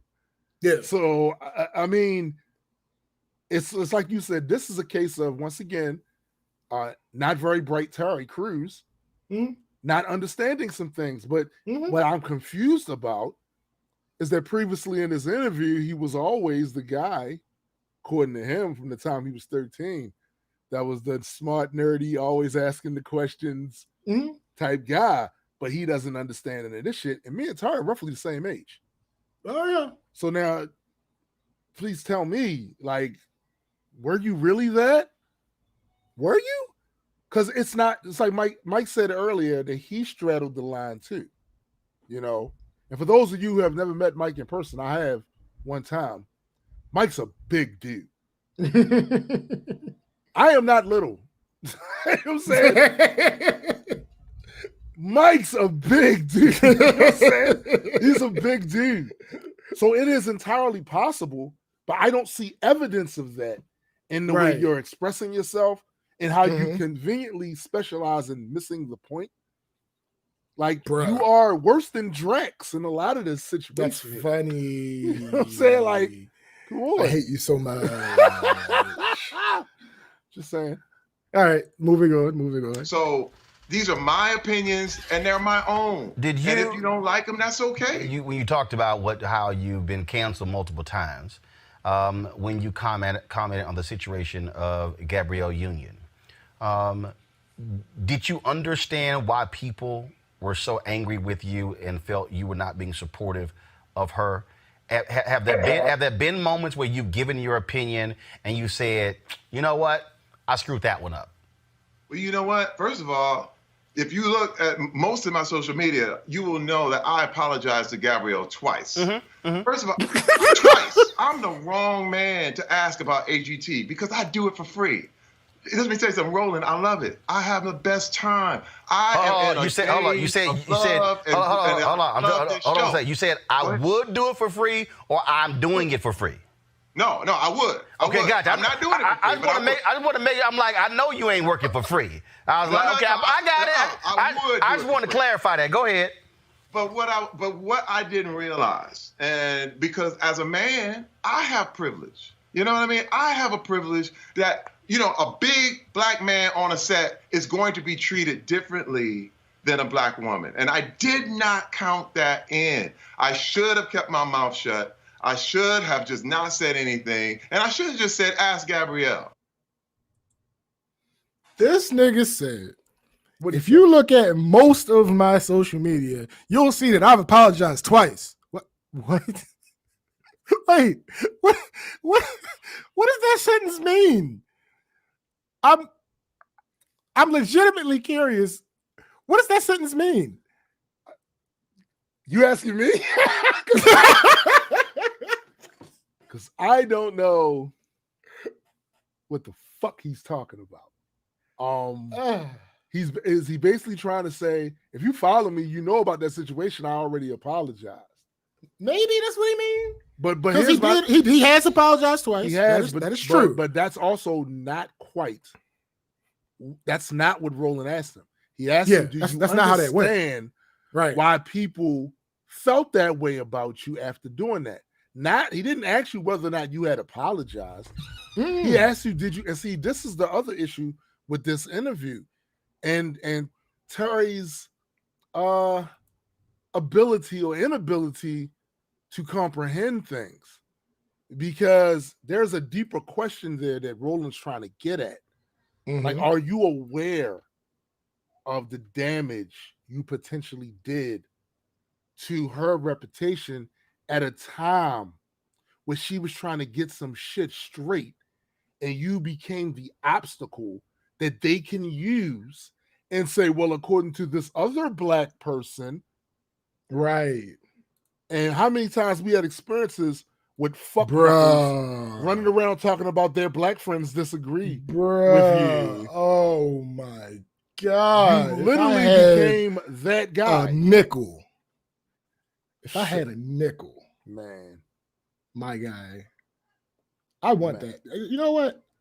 I'm going to make an attempt to hunt down every one of them motherfuckers that said that to me. And get a nickel and from see him. If I can get that nickel. Yeah, see if I can get that nickel from him. Might as well. For every time, like, you said this to me 4 times on this date. I need 20 cents, my guy. Yo, I figure if we get enough, we could probably get a couple of gimbals for these cameras. Yo, listen, we can get a studio for real. Yeah, just saying. I I'm just saying. mean, Just saying. it's absolutely ridiculous. It's asinine. Asinine is you're being nice. It's ass. How about that? Yeah, You don't need the other 9 yeah. apart. That's much better. That's much better. That's much better. This interview is like, what's the word? It's annoying. It's also revealing though, and I'm glad that he did it, even though I didn't get everything out of it, like you said that I wanted to get out of it. I'm glad he did it because it's very revealing about a lot of things about Terry. And it's also it should be a teaching moment for those that were so quick to back his tweet. Y'all need to be careful about doing shit like that. Y'all need to be a bit more prudent because I see this has been happening for a while, but fairly recently. I see people quick to share something from an individual they really haven't done their homework on. None. And say that what this person says validates what I'm saying. Well, first of all, is this person even credible? Right. That's number one. And if you really want to align yourself with this person? You really want to align yourself with this person and the shit that they're saying. Because there's plenty of people I know, we've seen it in the last few months. We had a conversation with a bunch of doofuses that will go and share some video because some black person said something that they agreed with. Yep. That sought to undermine the entire community. Scholars that disagree with them in all. But they haven't done the background check on this person to see whether or not this person is completely full of shit. Are they qualified to be making the statements they're making? And why would you place what they're saying when there are clearly scholars on the other side writing whole fucking books and journals and shit that dispute what this person says, and you're up here pulling this person out and saying that this is your source? Really? Absolutely, you need to be careful because I'm gonna that's the move to make. It obviously is, but I'm gonna tell you what's going to wind up happening. Yeah, I'm going to look at you after you do that a few times. I'm going to look at you as the chucklehead that you are. Oh, the sidest of side eyes, dude. Like you, and when we say that you're a clown, or a goofy, that's what we're talking about. You're not to be taken seriously in these type of conversations. And if you continue to do this, I start casting aspersions on how you assimilate and process information. Yep. I start looking at you that way, like, hold up now. This is not a bug. This is a feature. Absolutely a feature. And it's one that people shouldn't be proud of. All right. Couple more clips. This next one. Because everything can become extreme. Every movement that has started well can move into a very, very extreme thing. You can have a church, and then all of a sudden they flip out in Guyana and they're drinking Kool-Aid. Yeah, but are you seeing that right now? I mean, like, what's the evidence of that? I mean, the reality is what I am seeing. And again, when I say I'm seeing it, literally, Black Lives Matter Plaza in Washington, D.C. is right outside these doors. I can take 25 steps, and I am literally standing on it right here in D.C. And so what you're describing, where's that? But where's that happening? I mean, I haven't seen it. Where's it happening? All right, now this is Terry's response. Listen to this. I think this is very important that y'all listen to this. No. Listen, first of all, you may not have seen it, but in my social media, in my world, I get called out all the time, Roland. It's like, why aren't you doing this? Why aren't you at the march? Why aren't you standing here? You know what, brother? You ain't standing for us. You ain't doing this for us. And this is what I'm sitting here like, there's this public shaming that constantly is on you. They're like, what did you give for here? Flint still ain't got clean water. You're supposed to take care of all the problems of everybody at the same time, and you start to hear it. And then when you say something back, they're like, it's never enough. You are not black enough. Now, Roland, I don't know what else to say. I'm talking mainly about our community and what the way we deal with each other, and that we can't have these open conversations. But here's the deal, though. But if that's the case, I mean, here's all I'm saying. If there for me was evidence of that, and I get, first of all, Twitter is not America. That is a small slice. And you got trolls, you got bots. All right, now, wait, because you would think that because the first question was, where are you seeing this? Right. That Terry would have a good answer and a good retort to what Roland just said, right? You would think. Well, here's what Terry said. I'm not seeing it either. What? I'm not seeing it either. One more time, Terry. I'm not seeing it either. Huh? He's not seeing it either. So why are we distracting and wasting energy?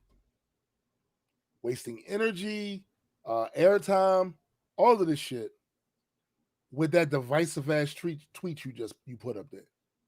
Right. You're not seeing it. So why are you talking about it? Are you having these? Are there voices in your head, Terry? Terry? Are these voices saying to you, Black Lives Better, Black Lives Better? And instead of asking it, better what? Yeah. You thought that's something that means something and you need to go out there and say something? See something, say something? Hear voices, say something? Like, I'm trying to figure out what was your motive? That's and what again, it is. you know, like, what are you having these conversations in your house? No, his wife is not. Anyway, never mind. I want to know this. Are the people in your house planning a Black Lives Better march? Because if we're not seeing this anyplace else, maybe one of his kids is into Black Lives Better. He hasn't made that clear. I've never seen that hashtag before, so it's not really getting steam, right? Right. You know why I think it's not though? It's grammatical. That shit is not. It don't sound right. It don't sound right. Last clip from this interview, because I actually have like 15 more, but it is what it is. Last clip from this interview all day. Is a very interesting one. So listen. You know, Roland, I just want to say, man, that first of all, I love my people. I love Black people. I love who we are. I love what we've been through. Wait, what? He said, let me run that back. No, let me run that back. You know, Roland, I just want to say, man, that first of all, I love my people. I love Black people. I love who we are. I love what we've been through. So he loves what we've been through. You know what? I have a lot of descriptions for what we've been through. I'm going all the way back to great grandparents and all that other shit. I have a lot of descriptions. Love. But love ain't wait. Maybe he's talking about some of the good stuff. Let's let him finish his statement. Okay. Let's let him finish his statement. You know, Roland, I just want to say, man, that first of all, I love my people. I love Black people. I love who we are. I love what we've been through.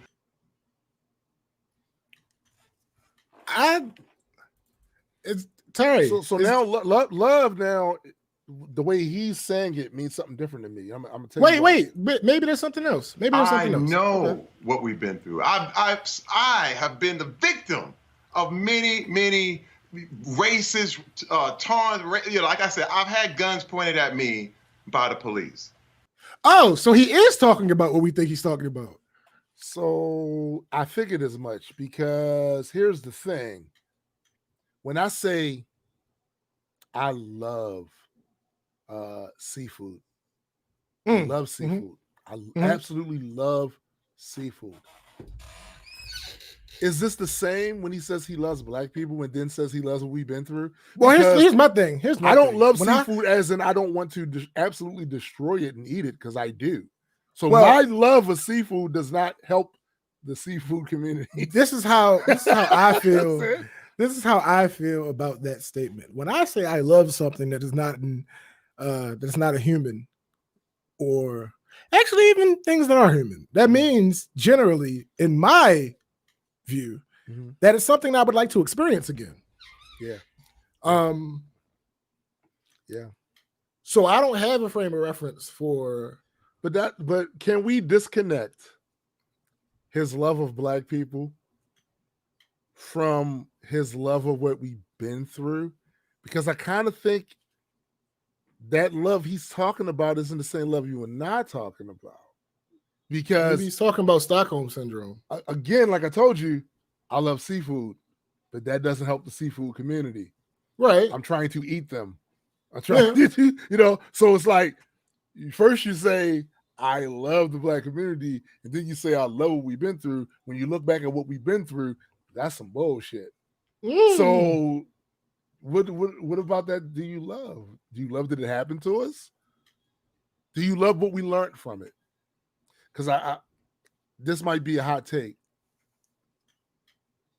I don't love that we had to learn it that way. Sorry. Facts. Sorry. I don't. Not at all. I think that fucking sucks, to be honest with you. So absolutely. You hate to see it.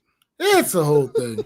All right, let's run through these. Well, we're not gonna get to the last one because that's a whole yeah, that's a whole segment. But this one right here, I want to talk about this, and we had a tiny bit of a conversation about part of what this means. But I just want to share this with the people.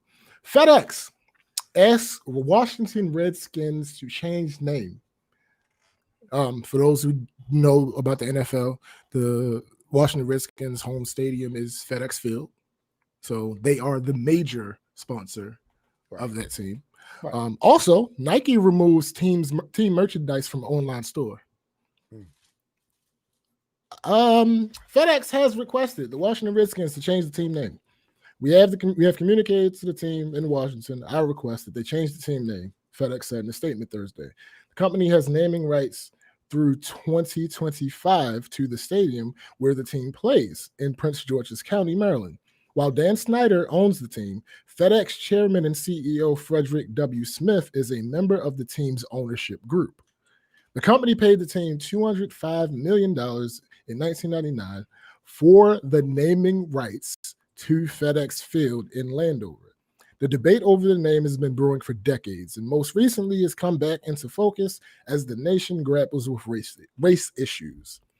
Investors have been pressuring sponsors to break ties with the Washington team unless it changes its name. 3 separate letters signed by 87 investment firms and shareholders worth some $620 billion asked FedEx, Nike, and Pepsi to end their relationships with the team unless it agrees to change its name. Following FedEx's name change request, Nike appeared to remove all its Washington Redskin merchandise and apparel off of its online website. The athletic clothing company did not respond to an email message seeking comment. WTOP is the news site that this article is on, has reached out to the team, and the team said it had no comment at this time. Talks are ongoing with Virginia, Maryland, and D.C. on a new stadium that would replace FedEx Field when its lease expires in 2027, including at the site of its old home RFK Stadium in D.C. D.C. leaders and the chair of the House Natural Resources Committee told the Washington Post that unless the team changes its name, the RFK Stadium site is off the table. There is no viable path locally or federally for the Washington football team to return to Washington, D.C. without first changing the team name. D.C. Deputy Mayor John, I am not going to attempt to pronounce that last name, told the Washington Post. D.C. Mayor Muriel Bowser called the name an obstacle to the team building a new stadium and headquarters in the nation's capital. Snyder told yesterday in 2013 that we will never change the name of the team. Asked about Snyder changing the name, a spokesperson said recently the team had no comment. The Associated Press reported. So that's several outlets that have asked about this, and the team said no comment. Right. In recent weeks, the team moved the name of its segregationist former owner George Preston Marshall from the stadium's Ring of Fame and its lower bowl. A statue of Marshall also was removed from RFK Stadium. Whew! Okay. So let me just premise this by saying Mm-hmm. that even when I cared about football, I did not care about the Redskins football team. I was not a fan. Let me just put that out there. All right. Facts. But towards this development here, this is real in the field. This could only take place during this time. Yes. Because they've been trying to do something about that for decades. And just my like I said, I have no skin in the game except for one thing. That name is bullshit. And y'all know it's absolutely. Bullshit. And what bothers me is how many black people and other people of color who are fans of the Redskins that are so vehemently opposed to that name change, and simply because you feel it's tradition and it inconveniences you with your fan gear and shit. And I'm sitting there going, yo, that's troublesome, because they use your ambivalence about it as a shield to continue with that fuck name. And I'm like, this could only happen now. And I'm waiting for a Terry Cruzite to come along the scene with a conversation to distract from this. Terry. Just saying. I'm just saying. When I was growing up, we allowed teams to be called whatever they wanted to be called. It's coming. Man, the conversation will be about political correctness now. The conversation will be about everything but changing that fuck ass name. Everything but that. Now, what I'm uneducated on is ramifications. Okay. Some of them were explained in the article. Basically, your contract is running up. FedEx has naming rights to the current stadium, but you need a new stadium or to renew that contract. Right. Several other places have said, well, if y'all don't change the name, y'all can't do a stadium here. So does he move the team to Texas? That's partly a joke. I'm sorry. I apologize. I knew I'd see you again. I'd see you again. That's partly a joke, but I use Texas because clearly it's a red state, all that other. Move to Florida. Yeah. Get them another Florida might work too. Florida Redskins. Florida might work too. Florida Redskins. I wonder what I want to see is what the NFL has to say about this. That's what I'd like to see next. Me too. Unless Dan has some younger people around him that can finally get, like, because the door of opportunity is open wider than it's ever been before, could actually take this time to get into his head and be like, listen, old man, they've been telling you this for years. Old man. This is probably the time to go ahead and make that change. Just do it. Nike is telling you to just do it. And the funny thing about this, that's accurate and hilarious. The funny thing about this, and very interesting thing about this, there is no scenario under which Dan Snyder becomes the hero. And I love that. Yep. He's not worthy of becoming a hero. Because he's been denying it for decades. Yeah. So now, in 7 years ago, he said there's no way we're going to change the name. So what that means, in every situation that he can twist and turn, there are going to be people that are going to demonize the fuck out of him. And you know what makes it worse? There's going to be people that's going to like the outcome if he does what we want him to do, that are still going to demonize him. And it's me. Oh, I'm people. Oh, absolutely. It's me. Oh, it is poetic justice that nothing he can do in this time is going to save face. I'm that guy. I'm the guy that wants to see the outcome being you change that name. And guess what? I'm still going to demonize you. You know why? You know Because how I we am talk about petty as fuck. You know how we talk about when you get what you want from a boycott, you change your behavior? Yeah. In this case, towards the team in general, sure. Towards Dan Snyder? Him? No. Nah. No, never that. Mm-mm. Never No. that. Never that. No. You were firm. You meant what you said. And I'm going to be. And you stood on it. I learned from you. Yeah. I learned from you. You stood on that. We will never. In other words, fuck how you feel about me using this slur as a team branding and trademark. Absolutely. We don't care how it feels. We don't care how it denigrates you. We don't care how many times you got to hear it. This is the name. We are now the Nebraska niggas, and y'all gonna have to deal with that. This is it. Listen, This is the team name you're gonna have to deal with. That joke actually brings me to an interesting question that I don't have the answer on, and I would like to know the answer.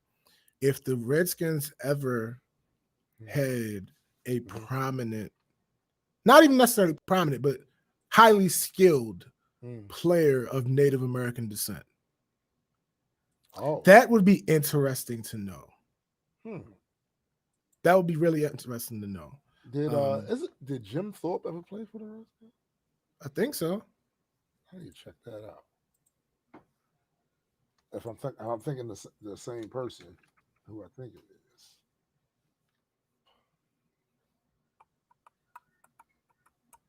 Yeah, Jim Thorpe. No, I wasn't going crazy. Did he ever play as a player, career? Let's look at it. He did play for the as a coach. As a player and a coach. The Orang Indians, the Cleveland Indians. No Redskins. But still, Cleveland Indians. Cleveland Indians. He played on the Cleveland Indians team, and he was the coach as well in 1921. So yeah, but that was a while ago. It was things. It's not an excusing, but there was also, even less power at his disposal. Also, I don't think Indians, even though it's historically incorrect, I don't think that holds. It's not as big as a slur. It's not as big as a slur, right? A slur, as far as I understand. I mean, that's true. Feel free to correct us if that's absolutely not the case. Absolutely, but it doesn't seem like as big of a slur as red skin. Like what? Like even tomahawks is kind of That shit's kind so there are other, and that's the other thing. So 3 things I'm interested in. What is that? What the NFL is going to have to say about this. When this is forced to happen. Because at this point, the only options seem to be do it or move the team. Right. And third, what will other sports leagues that have similar names do? What would they do about it? Right. I'm interested. But this is... Watch this space. That's what I can tell you to do. Watch this space. See, this is a very interesting turn of events. It's a very interesting time. Bruh. Let me see if there's any update. NFL on... I don't think you're going to find an update until next week sometime, to be honest. This weekend, they sitting there politicking, trying to figure out what the fuck they're going to do. They're looking for any loopholes they can at this moment. Once they find that there is no rabbit hole they can hide in, that's when we're going to see what hill he's trying to die on. Because if he threatens to take DC, the Redskins out of DC, he'll be demonized like no other. Because one thing I know, look, I live in PG County now. I didn't grow up around here. I grew up in Baltimore. But the people I know that are Redskin fans, nigga, they Redskin fans. They fans. And they're going to feel away. All right, there's an update. I don't know if it involves the NFL. Right. The Washington Redskins moved Friday toward what team owner Daniel Snyder once vowed was unthinkable, changing their controversial name in a bow to pressure from their largest corporate sponsors and the fierce winds of societal reckoning sweeping the country. After years of resistance, the team said it was launching a thorough review of the name. It did not share any details of the process, but two people familiar with discussions among Snyder, NFL Commissioner Roger Goodell, he stepped in. Knew that was coming. Roger Goodell and league officials that led to Friday's announcement said the review is expected to result in a new team name and mascot. Wowzer. Right. You know where this leads, one of the people said, speaking on the condition of anonymity. They're working on that process. It will end with a new name. That's a statement without a comma. Yeah, that's happening. It will end with a new name. So can I give some Dan has been listening to different people over the last number of weeks. Can I leave just a little constellation to the Redskin fans? Mm-hmm. All of your jerseys, hats, socks, underwear, They and all that shit, yo, they're gonna be worth. Oh yeah, they throwbacks. So like the minute that this name change goes into effect, yeah, they become throwbacks. Yeah, and here's the thing. If I may, I know I was never a fan of the team. Ever, like ever, right? Right. Can I give some suggestions to maybe a name? Wait, before you do that, because you're about to be asked. I'm not. Why would you say that? This. Let me finish this. Sorry. Asked whether a change was certain, a person with knowledge of the situation said, "I don't want to say 100%, but it's very likely heading in that direction." A second person with knowledge of the situation said, "It's not a matter of if, but when." One of the people familiar with discussions between the team and the league said the change could take place before the 2020 season. The team said that the review formalizes the initial discussions the team has been having with the league in recent weeks. It did not announce a timeline for the review. This process allows the team to take into account not only the proud tradition and history of the franchise, but also input from our alumni, the organization, sponsors, the National Football League, and the local community it is proud to represent on and off the field. So that's spin. That's spin. Yeah, that's a statement from Daniel Snyder. Yeah. That's a PR spin, but that means that this is happening. This is happening. Yeah. Goodell expressed in the last few weeks we've had ongoing discussions with Dan, and we are supportive of this important step. All right, wait, one thing real quick. There are situations where people look at a situation and they apply their logic to it. Because they aren't familiar, absolutely, because they aren't familiar with the inner workings of said situation. So I hear a lot of misinformation about the whole Kaepernick situation. I'm not addressed. That's one of those things that I referenced at the beginning of the episode. I'm not going to do that in public anymore. Right. Because even though some of these conversations are actually derailing from the actual point, but still, overall, most of the people, their intentions are good. Right. So I'm not even going to bog them down with the details. Right. But what I will say is, Roger Goodell, the history of the NFL and their commissioner is that the previous two commissioners were more like the in-charge type. Roger Goodell works for the owners of the NFL. It is not the other way around. He is not the boss. He brings things to the table. Right. And if they not feeling it, they have that right. Right. Like according to how it is written. Right. So I'm not defending Roger Goodell in any way, shape, or form, but he's the lightning rod. And I understand why he is. Two reasons. One, because people don't necessarily understand that fact that I just stated. And two, because he's the face. He's the public. This is what we're putting out here. He's the shield. Right. That's really what that is. He's the shield for the owners. He works for the owners though. So he can make which is why on the Kaepernick situation, when specifically asked about Kaepernick, he specifically said, I will make suggestions that teams start to see him again. Mm-hmm. But that's specifically why he used the word suggestion, Right. because he really don't got that power. He don't got the power to do that. It's really not something he can do. Right. So yes, I when people this do is happening. that, I revert back to the NFL versus just the one person. This is a group effort. Right. This is so that's why Colin pressure. was able to get away with I say get away with, which is why he was victorious. Well, not victorious. He would have been victorious with the collusion suit, because it wouldn't have been the whims of one man. Exactly. It would have been the collection, which would have proved what he was saying about them doing. Absolutely. Absolutely. But this is happening.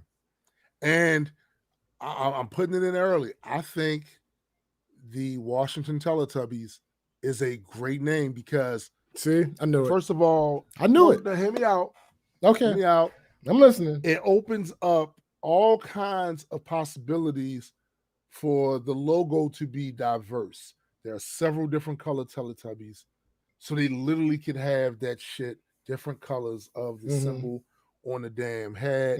Instead of, if they didn't want to go with the Teletubby head thing on a helmet, they could go with the sun with the baby in the thing on the side of the thing. I feel personally that is a good way to go. And I know some of y'all are going to say he's trolling, but I am being honest when I say this is what I would like to see. I would love to see it. Take it for what it's worth. But I would love to see it. All right. The suggestion you just gave, let's ask Terry what he thinks about it. Okay. Terry, do you think that what Landon just said is a good idea? Yeah. Oh. There you go. Shit. Well, I appreciate that. Appreciate that support. Especially how after I just ransacked your entire The funny thing is, Terry, I'm not seeing how you came to that conclusion. I'm not seeing it either. Oh, okay. Well, damn it. There it is then. Terry Crews has spoken, ladies and gentlemen. I mean, hate him for this.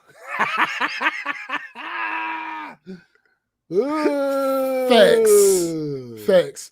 All right, time to wrap this up. Yeah, that's the show. Yeah. We want to once again thank everybody that came through, stuck through this entire madness. Absolutely. I hope you like the fact that we are adding different elements to the show now. Because we feel like adding these different dimensions helps us express ourselves a little bit better and also helps people to get an understanding of what we're talking about and the conversations and topics that we have. Plus, it just adds to the entertainment value, I believe. Absolutely. We appreciate y'all because when you come through every Saturday, it continues to motivate us to keep the show going. Absolutely. We have a lot of big plans, a lot of things that we want to do. The world may never open up again. It's just that's actually true. It's just what it is. It might be this. It's so depressing. Forever. It just might be that. I mean, listen. The Spanish flu lasted like 2 years or so. Something like that. So I mean, it's possible. This might be the new normal, folks. That we do this sort of thing the way we do it, and we'll build on it because we can't do a lot of things we wanted to do because the horseman pestilence facts is roaming through the streets, and he rides a orange skinned horse. That's funny. And that's hilarious. He's going from town to town. I really don't like you sometimes. I'm just saying. No, I got you. But just rest assured that we're going to do everything in our power to continue to entertain and give you something to think about, other than the fact that this is probably the end of all things. That being said, for my man SPJ, I am Tombstone the Dead Man, and for the greater multi-world entertainment family, Which probably includes Mike Gleason too. Yeah. We are out. Peace. Yeah.